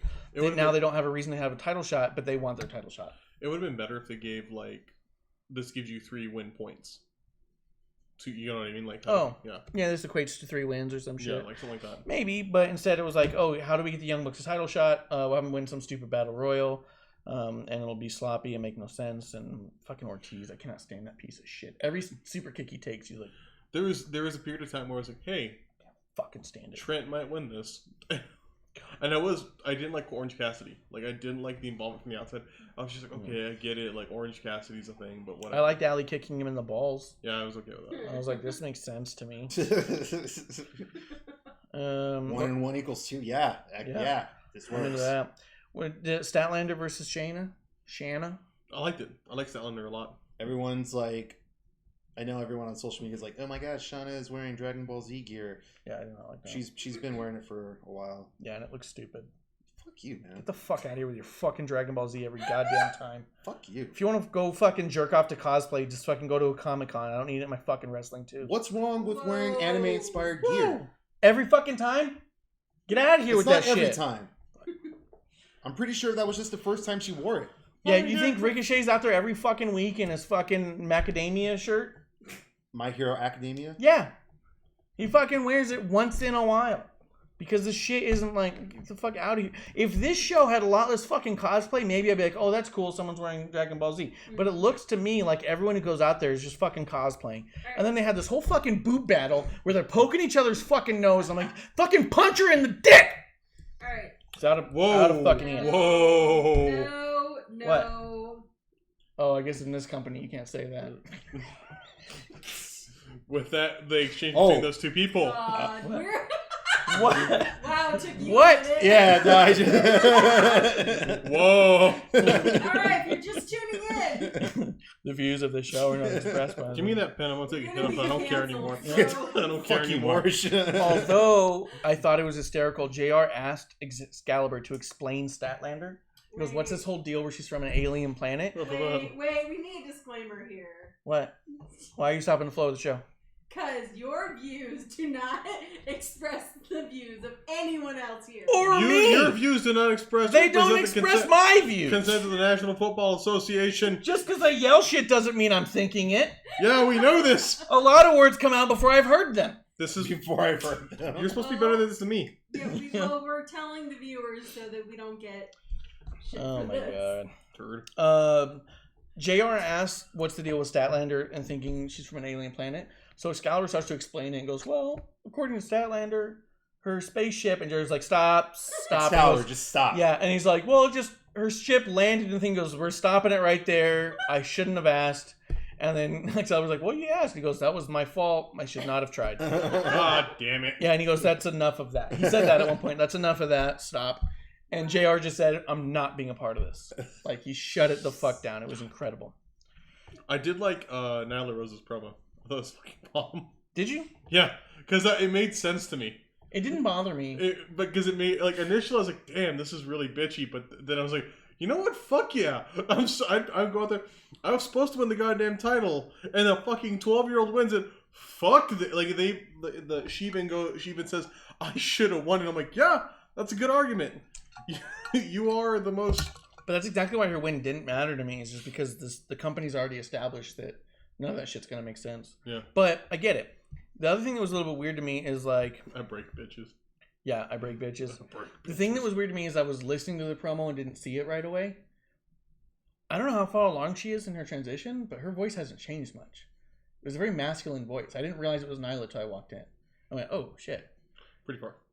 Pretty far, I thought, right? Yeah, and the thing with it is... the voice one of the last things to really go? Or do you think she was just trying to growl? The thing with it is it's also like... So I have friends who have transition, and it varies how much you do it, because how much the voice will go? When you're doing it, you're affecting the vocal cords and the ability for them to be dexterous effectively. So like, in my experience, I have friends who've gone from female to male. Yeah. And when they've done that, their voice, they sound like a very high-pitched dude. What happens is the voice gets kind of deeper a little bit, but it's still very much like... It can't vary too much from where it was. And when they're... a very frustrating thing, like for my friends that have gone through this, is on a phone call. being on a phone call. Oh shit. Sir or sir or ma'am. It's like So like it's just one of those factors that just doesn't vary as much as the other things. And this is like the thing. I love Nyla Rose for the way they've handled Nyla Rose. Oh, they've done great. Yeah, but I do know that like they're gonna have these moments, and I think it's something that a lot of people walk on eggshells about. I appreciate that they're not jumping into it, and she's fucking raw. I like that promo because it was just like, fuck this shit. Yeah, she's all pissed and going off. Yeah, I was just confused at first, and I walked in and went, "Oh, okay." Yeah, but it was like. Alexis said the same thing. I was like, really? The voice was still very masculine? I also wondered if she was just trying to have a wrestler voice. And I'm going to scream, so I will talk lower and growlier. And if it was just easier... I mean, if you're you know what I mean? Well, and when you're yelling, too, you're, like... When you're yelling or when you're really going at it, you're not adding affectations to your voice that you might do to try and That's true. Because you're going to try on your own. Yeah, it's when I'm trying to talk and I try and talk in a voice that doesn't sound like how I talk. When I start yelling, I sound like when he starts talking like this to me? Yeah. As soon as he starts yelling, no, thank you guys! I don't know. You guys are being assholes to me about my shows! I'm just being me. Don't. Damn it. Don't make him spit. I have a close-up of Klump right now. Klump's never going to not spittle. That's my purse. I don't know you. I don't know you. Put him on the other camera. No. Alright, here we go. Is this the main event? Is this the main event? No, we got Moxley versus Cobb. No, that's the main event? That's the main event, right? No, the cage match was. But the cage match is the main event. God, that's kind of a... Dude, there's still another match, too. Yeah, there's a tag match. Jesus. That's a stack card. Let's go. Yeah, what do you think of Moxley and Cobb? I think that was pretty solid. Yeah, I like Cobb. I'm super happy Cobb's here.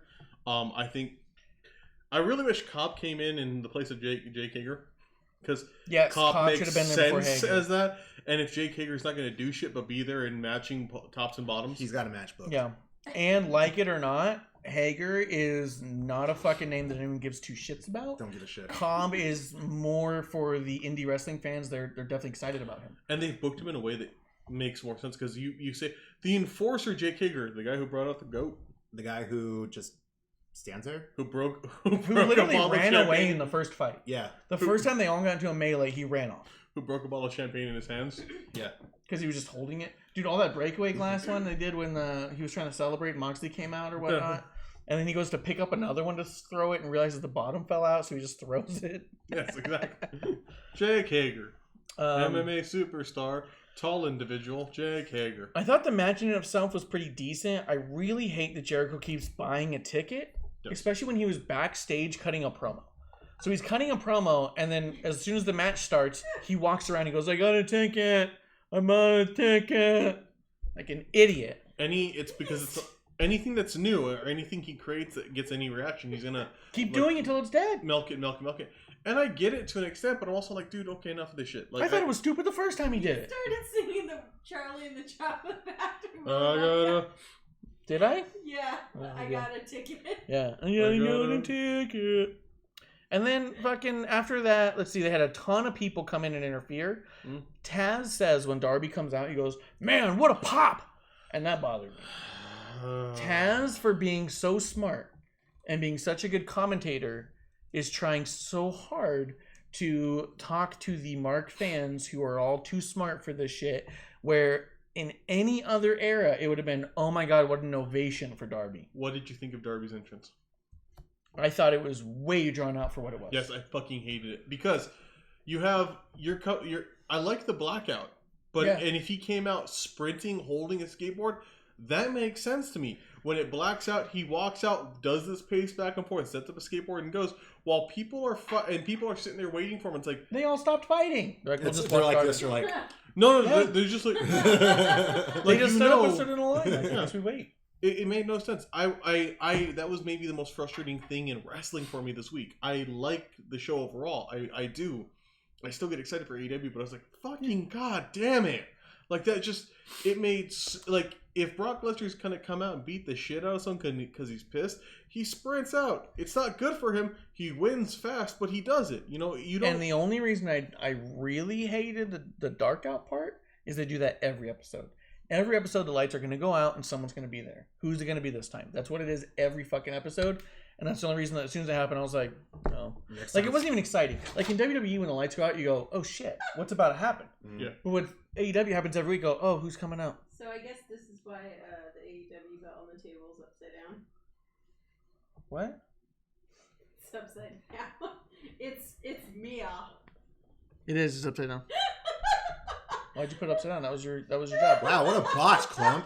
Call of distress. You had one thing, dude. A call of distress. Call of distress. Oh my god! I was like, I'm not looking at that right. No, I am. I really like you, Cody. I also didn't like the Elite versus Lucha Brothers. Yeah, no. Did you like it, or was it more of the same? I don't think the match needed to occur. I think it would have been better if they were in the Battle Royal. I think it's to build the idea of like, well, Hangman is gonna split off from the Elite, and that's fine. I think that's actually a compelling story because of how they're treating the drinking like a problem slowly. Like they're introducing that like It's like he's an irresponsible person who's drinking. and they are treating it like that, which I think is kind of cool. I think it's kind of shitty, but I get what you're saying. Yeah, sorry that he, drinks alcohol unlike you two good Christian boys. No. Like, I think because they're not positioning it like hey, it's bad to drink. They're positioning like all the time because in being the Elite, they have a lot of the shots. It's like where he's he'll go on the cruise. He's walking up and he'd go up and get under. Hey, buddy, I'm gonna act like I'm really fucked up, okay? And like he'd act drunk as shit in the photos. That part I get, where they're portraying it as it's not that he's drinking, it's that he's drinking on the job. It's that it's affecting his ability to perform. It's something that's kind of different from what he was. Mm-hmm.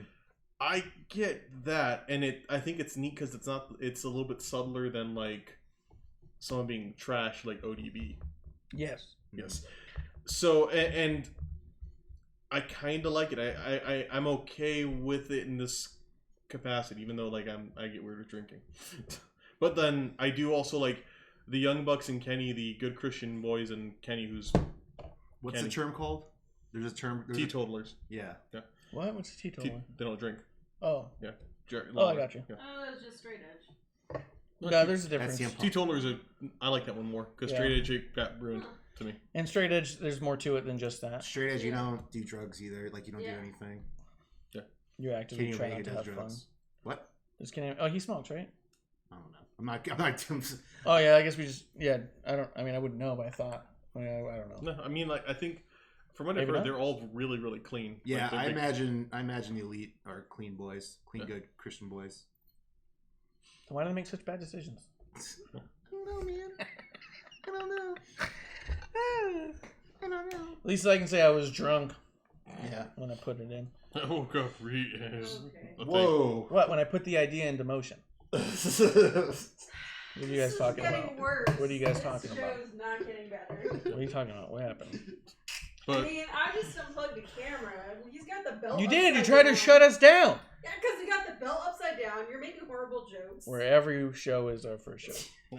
What's the main event? Let's go. To the main event was the cage match. Did you have anything else to add about the cage match? That's not the one. It's not live right now.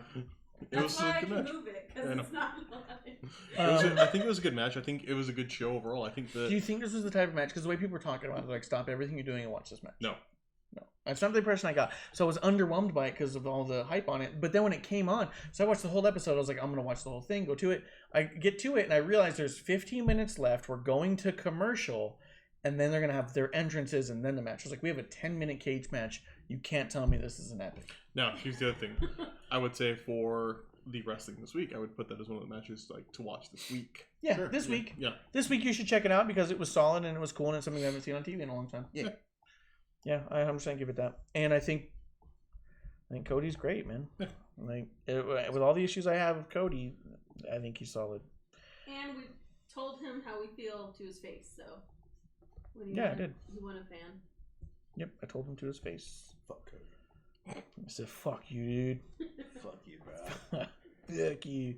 He spit at me. I said, "Do it." Yucca, bruh. Let's see. We'll go through SmackDown, just kind of like highlight stuff on it. I mean, the opening stuff was all cool. What do you think of the playback on Mandy? The opening stuff was like, I didn't like it. Like, stop serving each other. Like, it was like the New Day was hyping up the Usos, and the Usos were hyping up the New Day, and then you had Miz and Morrison coming out trying to do their stupid ass Miz and Morrison. What was it? Hey, ho ho, Miz and Morrison. Hey, ho ho. I swear to God, if they get that over, I'm gonna be pissed. I'm gonna be pissed. Ring Scoops just showed up. What's up, Scoops? What up, Scoops? We did not yet receive the pop, but we believe it may be outside in the mail. We just haven't checked, but we'll definitely send you a photo if we did. We want a Bray Wyatt pop off of him on his show. Cool. Fiend, the old Fiend. A fiend Bray Wyatt. Guess where it's gonna go. Don't tell him what it is. I'm gonna send him a picture. Oh. It's gonna look good. Yeah. So anyway, I didn't really like that. But I will say this is live, so they did their whole thing, and then the match didn't start, but they went to commercial, and the commercial was like 3 minutes long. So Dolph and Morrison all came like out of the ring and hung out because we were second row. Dolph and Morrison. You guys were there? We were there. Yeah, they were there. This is in Glendale. This was in Glendale. We were there. We were second row on the hard camera side. Sorry. I'm sorry.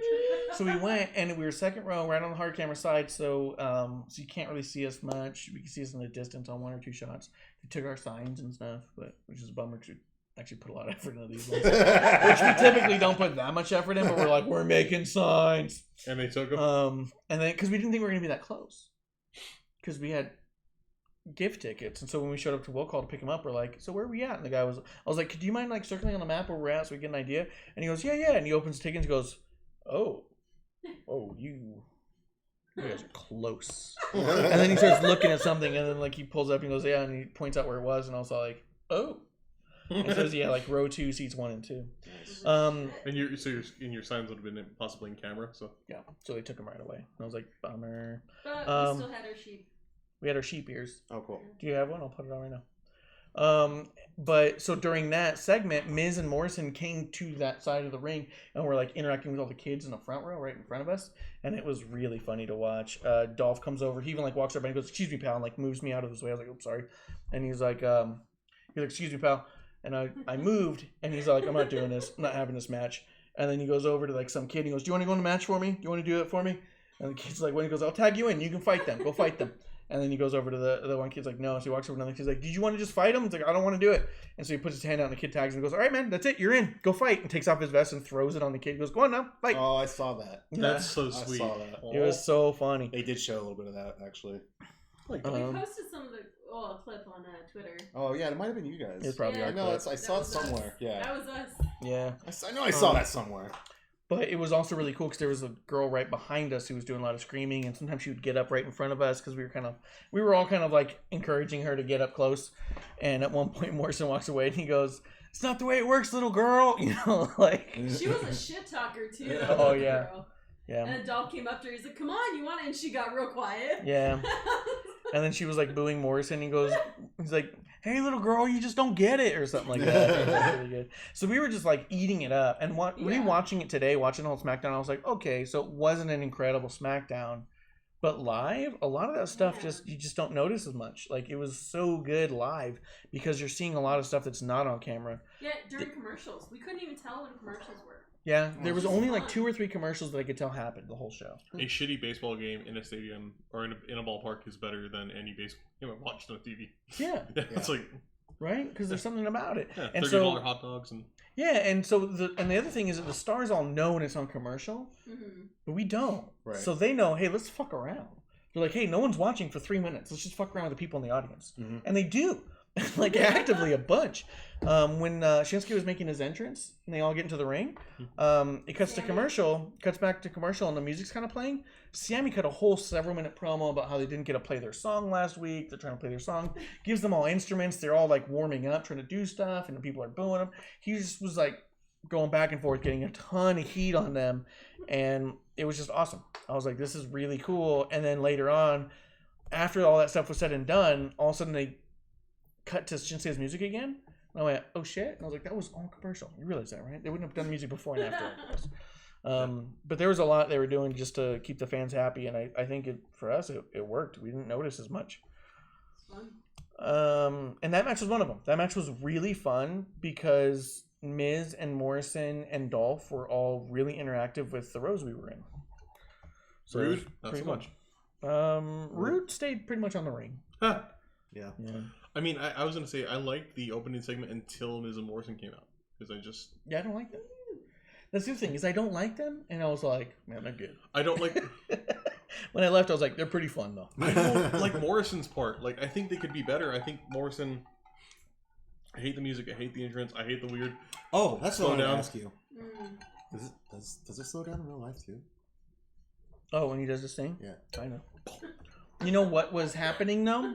Remember those graphics happening? That weird, and you see like part of an envelope happening. Mm-hmm. That was happening in the screen. On the big Tron, it was happening. Well, I imagine. When you saw it on TV, it was happening over there. Mm-hmm. And so I was like, I'm in the Not Sam Shills Discord room, and I was like, guys, you have to know it's happening live. I was like, it's definitely not an accident, because the week before it was kind of like, what is that? Because it was just a little flicker. It's Ali.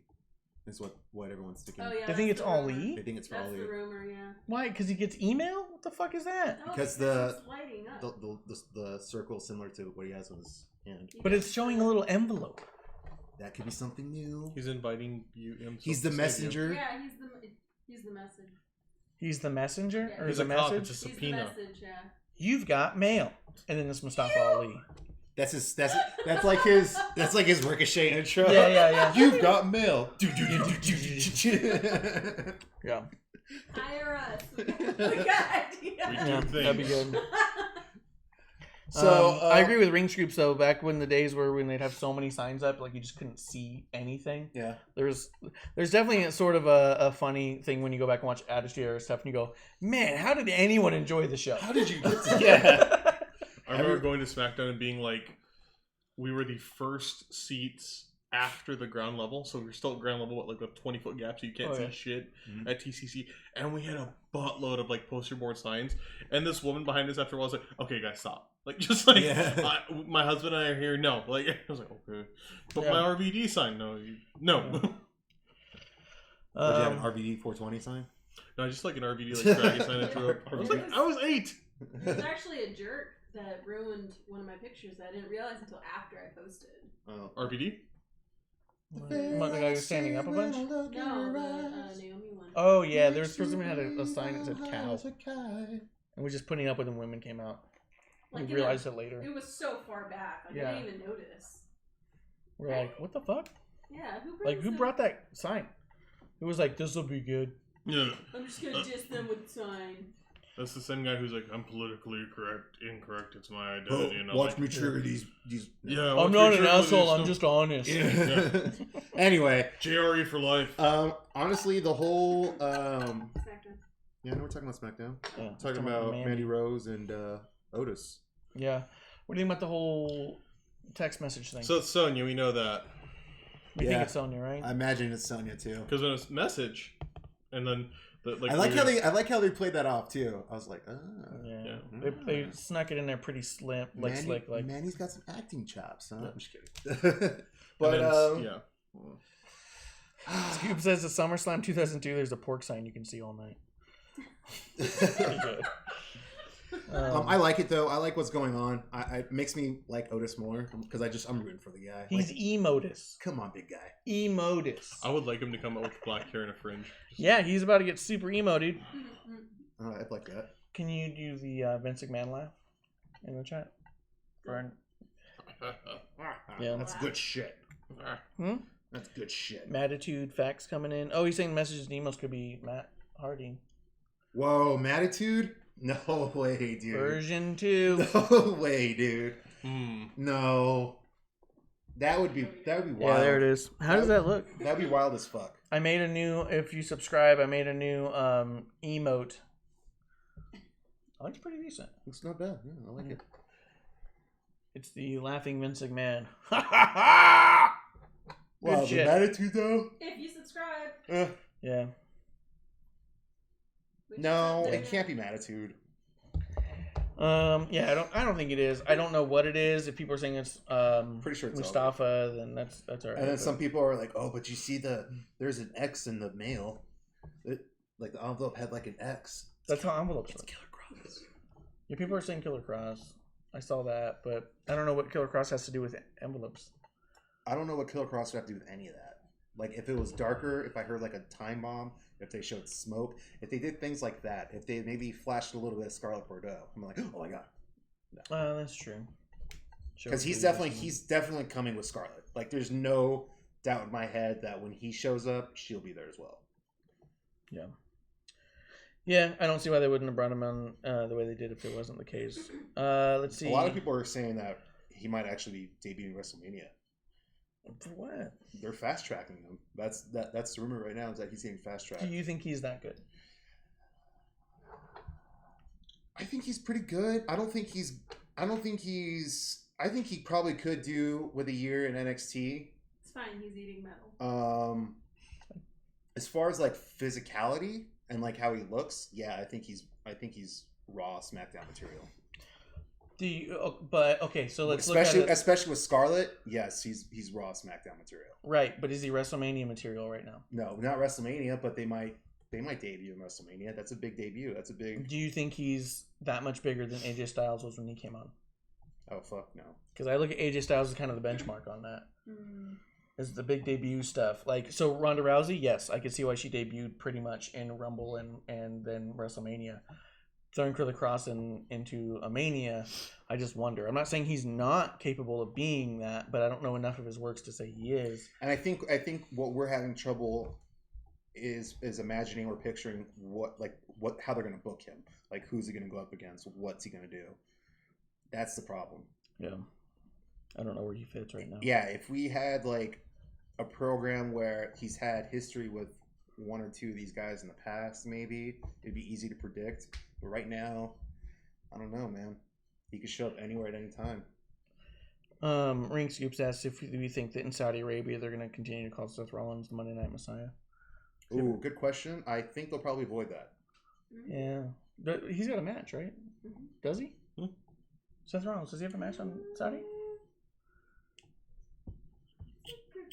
Good question. I'm not too sure. Actually. I don't think he's booked a match for that. Take a look. See.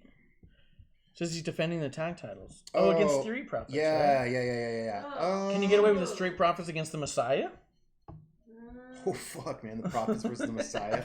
Yeah, no, I don't know, man. This is kind of it's kind of a slippery one right there. I would avoid saying Messiah. What do you think of that Lacey Evans promo? The interview with Renee Young. I kind of fast forward through it. I hated it. Yeah, I hated it. I gave it a shot, and then I was like, I'm done. Yeah, Renee made some good points that she didn't really answer well. Yeah, she didn't answer any of them well, and she came off kind of shitty, and it seemed like kind of a big excuse of, hey, here's why you should be cheering this lady, even though you're not. I don't like this either. Symphony of Destruction, I didn't mind it as a standalone match. It didn't do much for anybody, and it hurt Nakamura. But as a match in and of itself, it wasn't bad. It just wasn't. I didn't see where we're going with it. I'm still kind of on the weird boat of Braun Strowman having a singles championship finally. Yeah, it's good. He should. Moving on. He should have a singles title. What do you want him to do? Have nothing but tag titles forever? Moving on. Stop going back to him. Look at him. No. Look at that chest. No. Dude, his chest is bigger. It's way bigger. Elias is out angling him right now. Yeah. But, I mean, I don't see why he wouldn't have a singles title. I think he shouldn't be in these tag matches. No, he shouldn't. He needs to be in a better program for the Intercontinental title. There's a big fuck up in that match. What was that last spot where Shinsuke took it on the piano? Because there's blood pouring off the back of his head. Like, they showed the aftermath. Staples. You got 9 staples. Yeah, he got fucked up. We were watching. Like, oh fuck, that didn't go how that was planned. And then we were like, why is he holding? Oh, there's blood. There's a lot of blood. He got popped. Yeah. This is another. He didn't hit him in the center. He hit him on the edge. I gotta be honest. This is another segment that I fast forward through. And you're better for doing so. The moment of bliss with the Bella twins. What do you guys think about in general? Bella's getting into Hall of Fame. Sure, whatever. Yeah, I'm fine with it. I'm fine with it, but I'm not excited. I'm indifferent. Okay, that's all. I think that the thing. So people try to like defend what they were and what they did, and I think realistically they were probably the most important placeholders and pivot team in all of the women's evolution. There was no team that could hold on and pivot to the next era as well or as important as they did. But that doesn't mean that they had a career where you're going to go back and say, watch this match, check out this match. You definitely want to see the storyline. You definitely want to see Brie Bella kick Liv Morgan, though. Yeah. I kind of want to go back and rewatch Brie versus Stephanie McMahon because I know that was really big for her. Was it Brie or Nikki? Brie had a story with Stephanie, but apart from that, I don't have any desire to rewatch any of their matches at all. And I don't think anybody ever does. No one says, "Oh, you got to check out this classic Bella match." They were the most important, like especially Nikki. They were the most important wrestlers for Division 4 time. Yes. Like how CM Punk was the most vital wrestler for a period of time, not the best, not the one that we'll look back on, but for a period of time, like the most needed, and that's what they were. I think as far as drawing new audiences and expanding into like E and those shows, those kinds of shows, yeah, they're important. As far as like ring quality or the championships they've held, just all the stuff that we associate with a normal Hall of Fame inductee, they don't got that. Yeah. But what they've done is important for the business. Yeah, and when you think about the entertainment side of sports entertainment, they've definitely made a huge name and brought eyes on the product outside of just the general week to week show. Merch. Yeah, and they sold a lot of merch. So yeah, they definitely were important in the sports entertainment realm. Ring Scoop says Natalya versus Nikki Falls Count Anywhere 2017 was a good one. I was there live actually for the Extreme, the Elimination Chamber match right before that one, where Nikki and Natty fought on the outside and got a double count out. Wasn't this? It led to that. This is when Nikki was going to make a comeback, but then she had that injury, right? And then she had to retire. Yeah. Yeah, it's too bad because I think that would have been pretty cool for Nikki to come back and have a. And I do think that Nikki, out of both of them, did the most to be good when she did make all of her comebacks, and she wanted to be better every time. And I do feel like she did hold up. She was able to come back and play with the team again, where I think that Brie didn't necessarily do the same thing. I think Brie kind of checked out just after she was a mom. She became a mom. Yeah, which is fine. Which is fine. It's 100% fine. So it's Even last year she was like training with Ronda. Well, they were supposed to come back for the tag titles. Yeah, that was the original. But she did. Brie and Nikki, and Nikki were going to come back, and then Nikki got the injury, and had to retire. So they're just like, "Fuck it, we'll both retire." Yeah. Mela and Naomi was really weird. They had no chemistry. No chemistry. Yeah. It was pretty weird. sloppy. It was just like an offshoot. Yeah. Hard match. Camera, because live we had fun. Live we thought it was great, but I think it's because our angle. Everything looked like it was fine.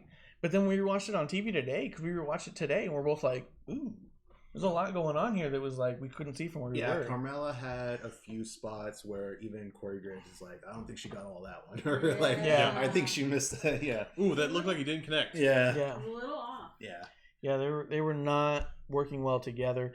And towards the end, I was all like, wait, what did the ref just say to them? I replayed it, and the producer's watching, she goes, she said blockbuster next. Why did she say that? And I was like, watch. And then Naomi does a blockbuster. And then they went, blockbuster! And then she goes, oh. She didn't realize what blockbuster was. And I was like, oh, the ref's calling the match. That's kind of weird, too. When it gets to a point where the refs has to call the match. That means the wrestlers are like totally confused. Yeah, that means they're not doing it. The producer in the back is next to whoever's on the mic and trying to talk them through it. Yeah. They're missing every fucking thing. So that means the producer is in the ref's ear and the ref's saying, okay, girls, do this. Yep. And then you get Goldberg. Or do you have anything else, Ben? Yeah. I thought it was weird, too. I think I'm excited for Goldberg. Naomi, Bayley. Goldberg. Yeah. I think Naomi and Bayley is going to be amazing as far as like a concept for a match. I think the idea of having a first ever women's title match in Saudi Arabia, I think having a black woman in it, I think it's all pretty cool. I'm excited for that. And a Latina. People forget. Yeah, Bayley's Latina. Oh, yeah, Pam's Latina. I think it's very, very cool. So I'm very excited for that. And I was surprised that Naomi versus Carmella did not have better chemistry, but they just didn't have it. Goldberg. Are you excited? Goldberg. What? I like the Goldberg segment a lot. I love the fact that you could hear him bang his head on the door after they knock. You hear the knock and you hear right afterwards. Well, do you think he bangs his head still, or he's learned now to just... No. I think he kicks it. No, I think he's banging his head still. I don't think he's banging his head anymore. So he even made mention of that. I gotta stop banging my head. I would be putting Nerf doors if he's still doing that. Like, okay, we're gonna like... Ooh, that could be it. They could have put foam on the door and he hit it. Maybe. That would make more sense. There was definitely a third thud after the knock. By the way, indie guy that I've met and not worked with, but seen, Gino Rivera was one of the bodyguards. So that's pretty cool. He was actually like the forefront, the one on the left of Goldberg. So Sean, the HIW ref, was there, Uh-huh. and he said that he reached out to Gino and asked him was going to be there. He was not going to be there, man. And he goes, "Motherfucker brought out Goldberg." Oh yeah, no, I kind of figured he was going to be because he said he flew in Phoenix. I was like, if we're flying in Phoenix for SmackDown, I'm sure they're going to use you. Yeah. Anyway, okay. So my thoughts about this: please, Goldberg, do not win against the Fiend. Are you as shocked as I was that the crowd was absolutely behind Goldberg and everything that he did there? No, I'm not. I was shocked. He speared Fiend and everyone started cheering. They were chanting Goldberg. I was in the audience looking around like, what are we doing? What the fuck? What are we doing? Like, I think it's a nostalgia thing, though. I mean, I don't think it's gonna speak to the match. I think Bray's still way over. It's Goldberg, and he's doing a bit better this time around since his involvement with Dolph. I think that was critical too. Yeah. Scoops is asking if you were talking about Gino Rivera. Gino Rivera, yeah. Yeah, Gino Rivera. He's pretty dope. He's one of my favorite heels in the Indies, to be honest. He's a local. He's not really local. I think he's based out of New Mexico, but he does work Arizona a lot. Yeah, he's out here a lot. I think everyone out here thinks of him as one of our own. That's true. I mean, because he was the first Arizona State champ for CFW. Yeah. Or CWF. Worked out a lot in SoCal. Oh, for sure. Yeah, for sure. He trained in SoCal. Yeah. Yeah, we know him all too well. Scoops called a lot of his matches for EWF. Oh, cool. Yeah. Right on. Yeah, so he was one of the ones who brought out Goldberg. Mm-hmm. Yeah, I really don't want Goldberg to win this one. I will say that Sam Roberts brought up a scenario where if Goldberg does win, then you have a Goldberg versus Roman, where the crowd could be behind Roman in a win, where if you have Roman versus Fiend and he wins, the crowd would likely not be behind him. And then more importantly, or maybe equally importantly, you would then get Fiend open and you have John Cena coming out and you could potentially have a Cena and Fiend match at Mania. That could also be pretty fucking cool. His whole podcast this week was like, what if Goldberg does win? And the whole first 15 minutes was like, I'm not saying I want this. I'm not saying I defend it. I'm just saying that if it happens, there has to be a way out of it. And then he went into the whole thing. I could see it happening because they want to get the pop from the Saudi Arabia crowd. And what better way to get the pop than have old boy Goldberg win the title again? But they also love Fiend because he comes out with a severed head. God damn it, Klump. He said, "Hey, Klump, sorry. Fuck you." God damn it, Marsh. Sorry. I wasn't Klump this time. I could see it happening. I can see them doing it. They had Fiend win the belt at Saudi Arabia. I could see them having him lose it at Saudi Arabia. So we know that Saudi Arabia is a place where a belt can change hands. Saudi Arabia is it's canon. And I will say this. I think, without looking up anything, just my own nerd knowledge, I believe the Universal title is the only title to change hands at Saudi Arabia. I don't think any other title has, but it did when Brock won it from Braun, or off of Goldberg? Against Braun. Oh, Brock won it. It was against Braun, and it was when the title was vacant. So it was awarded to Brock because Corbin hit Braun in the head with a belt. It was right after Roman had to walk away because of his little cancer thing. Okay. It was a vacant title that they put up at Saudi. Gotcha. So it changed hands there, effectively. A vacancy to becoming a champion. Makes sense. Then it changed hands from Seth to Fiend. I can't think of another title that changed hands at Saudi. And I could be wrong. If someone wants to look it up. Anything, maybe like the cruiserweight, but no. No, in Australia, the cruiserweight changed hands to Buddy Murphy. Buddy Murphy. And I want to say the Iconics didn't win it there, right? No, I think they came in champions. I think they were the champions. Or they just won a match there. As champions. Let's see. The Fiend would promote that heel Shrink Goldberg. The one... in 1 week he has Gilbert come out. But I think that if the Fiend loses to Goldberg, I don't think they're going to talk about it or push that forward. I think it's going to be like Hell in a Cell where it just disappears. Probably. No one ever talks about it again. He comes back as Bray Wyatt. But I think I want something more for that. And I'll say that what I want for John Cena. You guys want to put out your John Cena theories for this Friday? First, for what? For John Cena. He's coming out this Friday to announce something that's got to be Mania related, right? Oh, I'm pretty sure he's going to have a match in Mania. Against who? Who do you want? I've heard a lot about Elias, but it doesn't make sense for me to beat Elias again. CM Punk? Mm-hmm. I could see that. What I want is I want him to go out there to say something. I want Adam Cole to come out and say, "You're done, old man."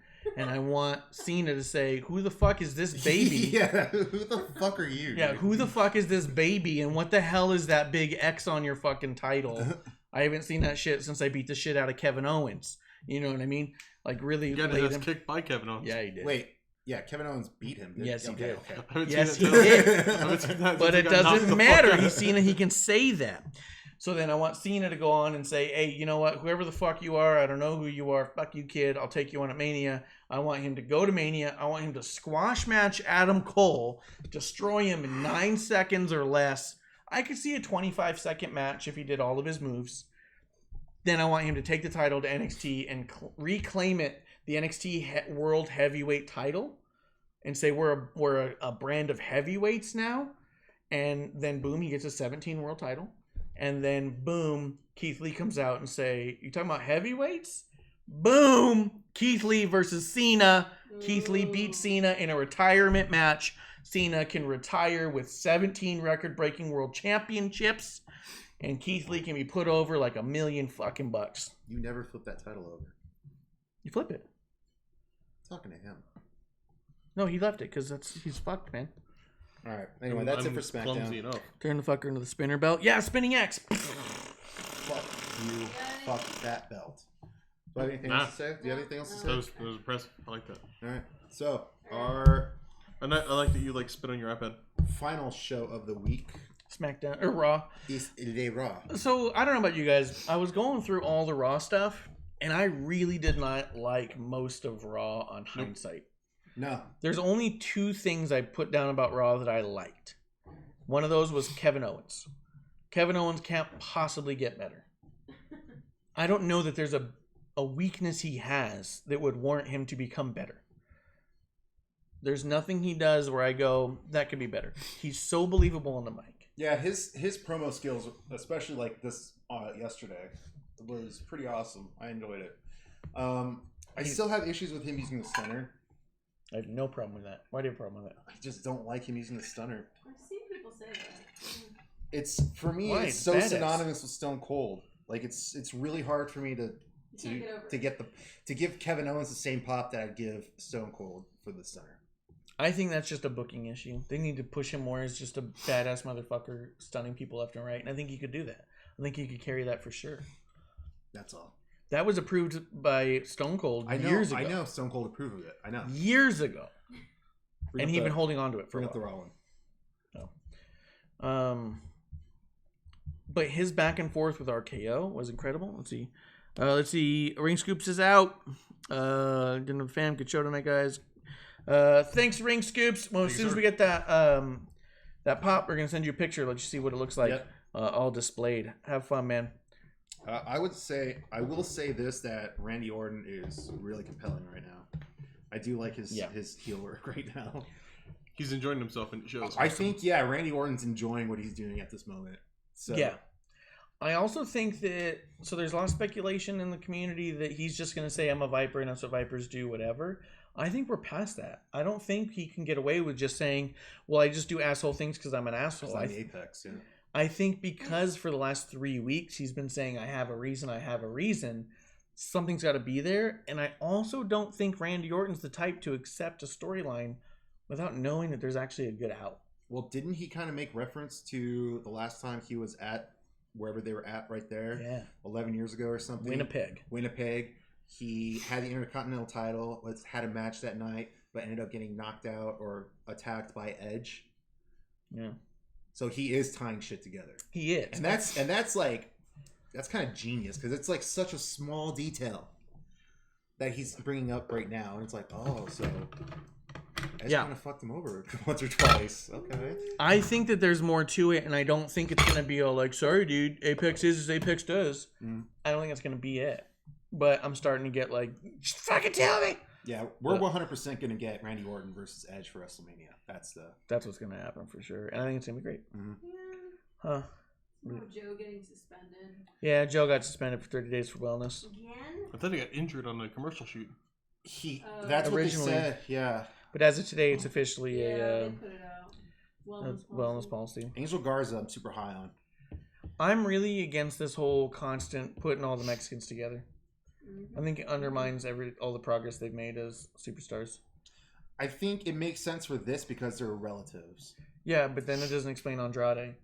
He's here because Andrade got kicked out. Right.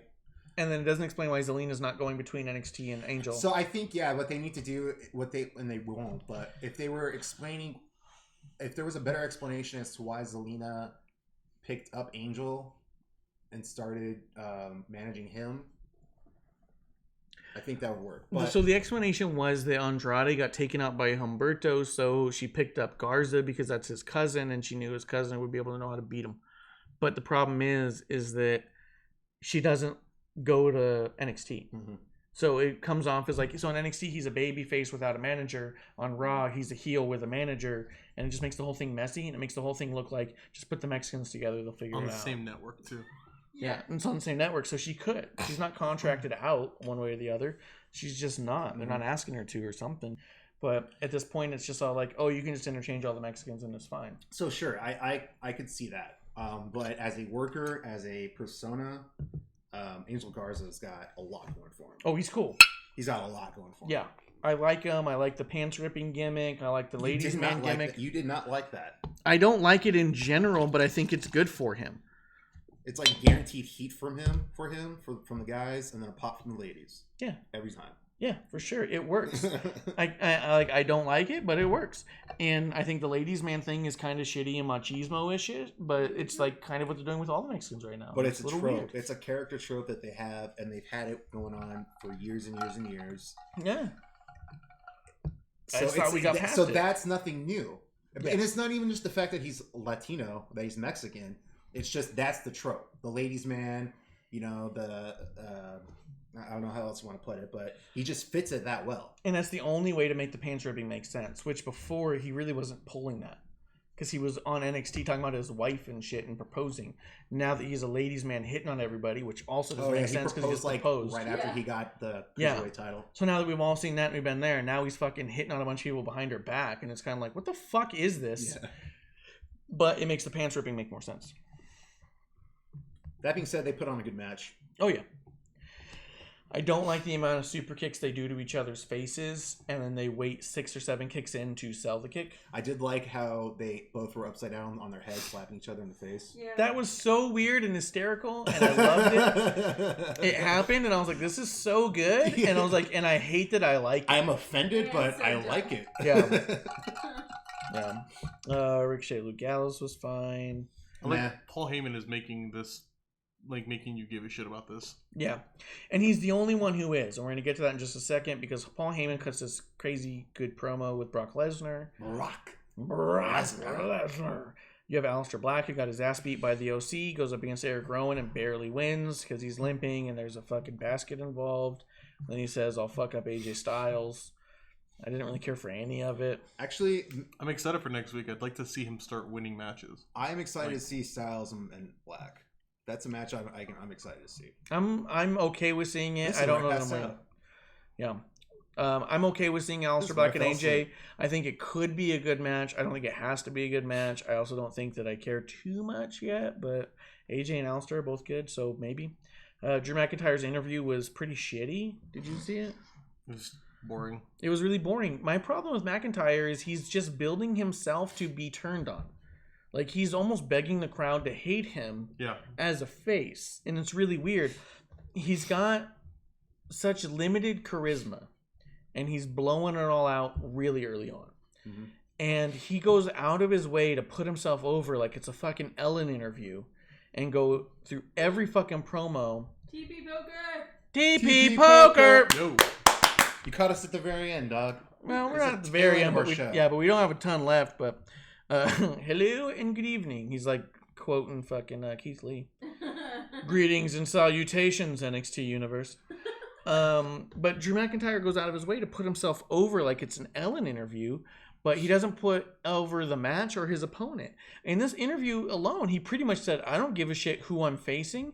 Doesn't matter to me. All I care about is that I'm in WrestleMania going for a title. He almost said, I don't even care if I win. Yeah. So why do I give a shit if you win? Yeah. Like, you're not here saying Brock Lesnar would mean this to me, and this to me, and this to me. But let's say Ricochet pulls it out. Here's why I think a match against Ricochet would blow your fucking socks off. He's not putting over Ricochet. He's not putting over Brock Lesnar. He's literally only putting himself over as I don't give a shit about anything. I'm just happy to be here. Well, I don't give a shit if you win then, pal.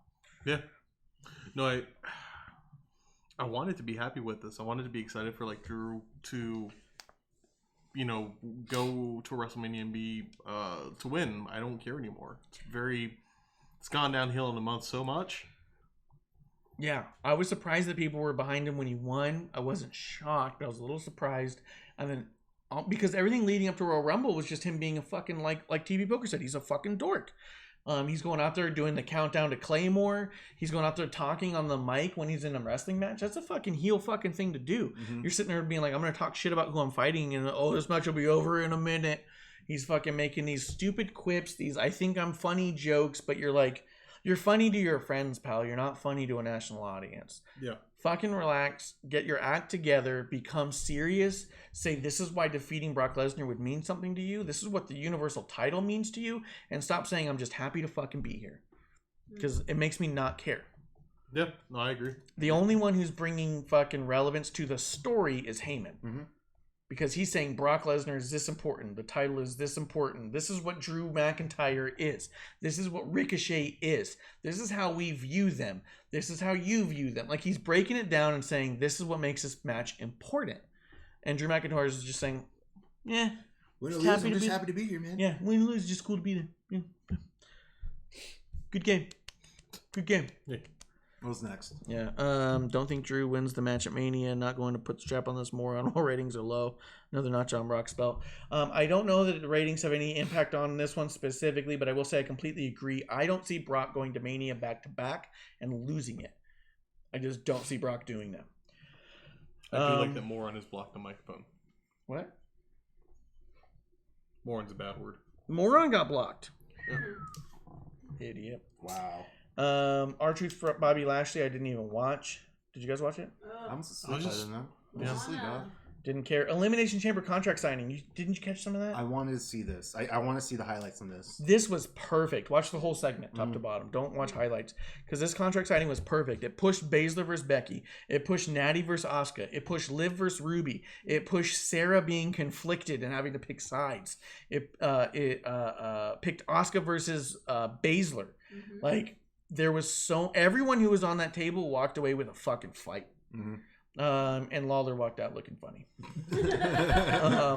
I just thought the whole contract signing top to bottom was incredible. Everyone got pushed into a battle that you were invested in one way or the other.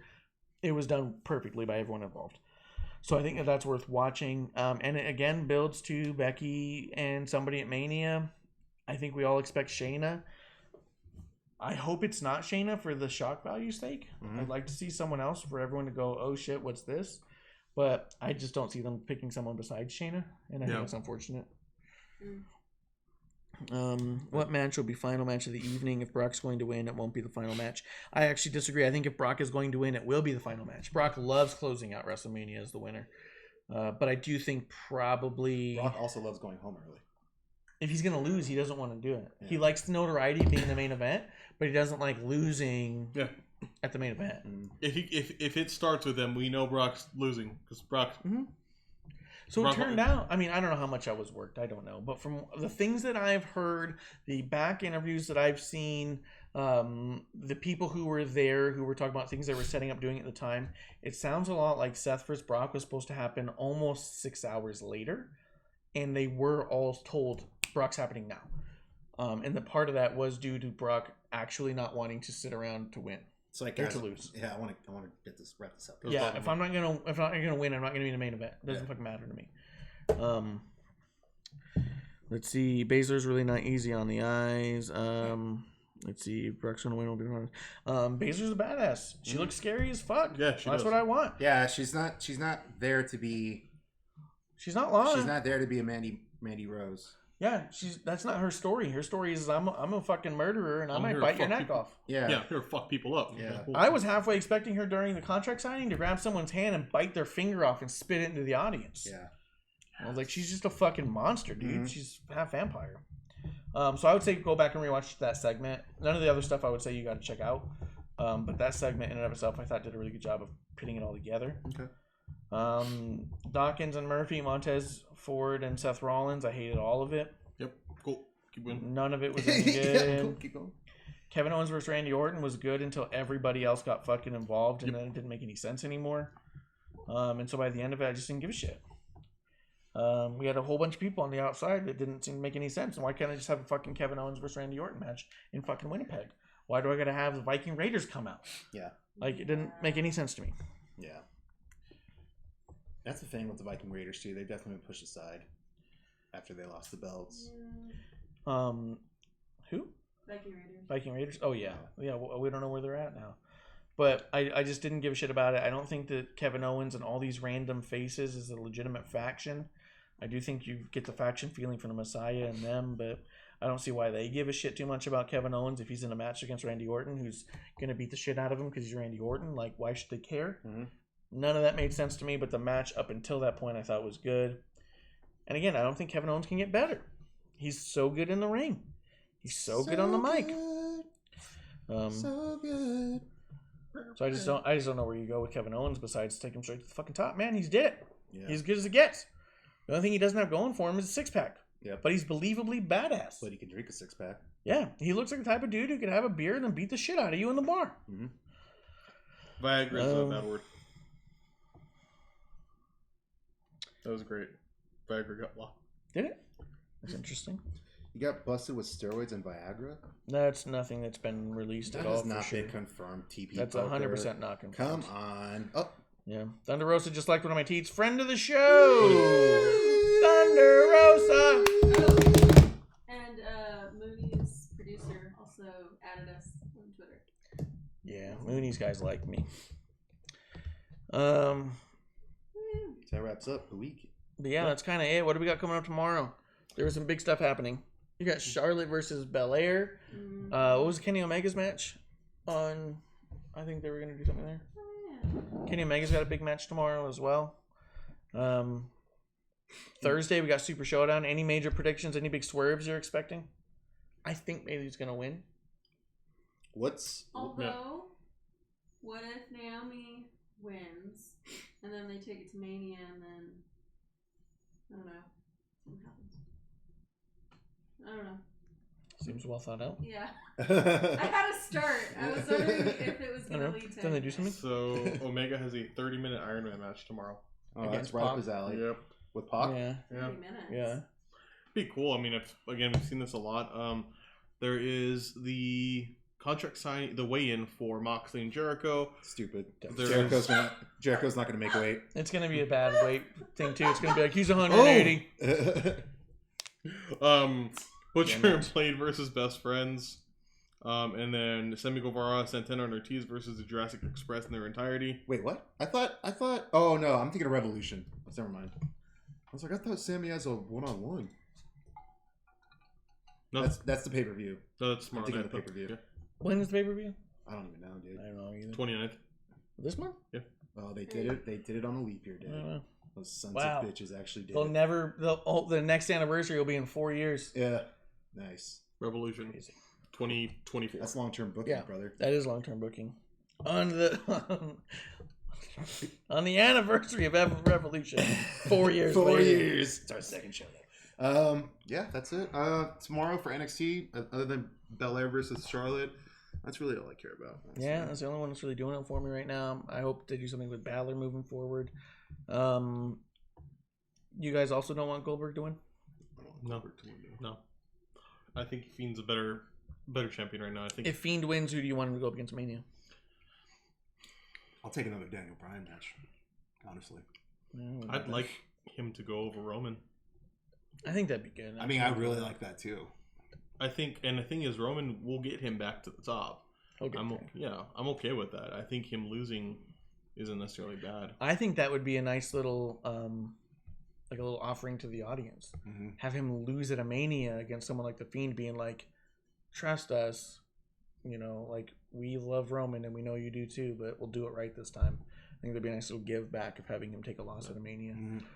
You know what I mean? Because I think people would go nuts. They would go, "Oh my god, Roman lost at Mania. This is insane." And then as they build him back up, people start being behind him because like, "Well, now he lost at Mania. That's fucked up. He's never lost at Mania." You know what I mean? Yeah. I think turn him heel too. Shut up. I like Roman heel. You've never seen Roman heel. I mean, we could do it. I'm curious. And John Cena comes back, Thugonomics, and he fights CM Punk at WrestleMania. Hell yeah. Anyway. Stackhouse has a new pro wrestling tees. He is our #1 fan, and we are his #1 fan now too. Check out his pro wrestling tees, prowrestlingtees.com/Sam Stackhouse. Check out our old Sam Stackhouse is okay shirt on his site now, which is all for the better. Trust me, I was sending him the money for it anyways. So it just makes it easier. But apart from that, check out our pro wrestling tees. We got 3 shirts on there now. One of them is our new graphic. Maybe we'll come up with a new one with Forrest Klump. You can check out Klump looking like... Sale starts on the 27th, 20% off store-wide. Hell yeah. We'll throw it up on social. Yeah, we'll get it there. We'll remind you guys to buy our fucking tees. And we will have a WrestlingOnTheRocks.com coming very, very soon. That is currently in the works.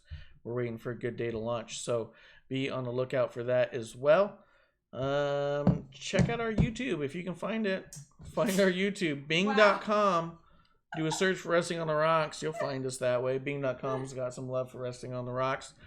Give us a subscribe. Tell all your friends to subscribe and turn the no on notifications.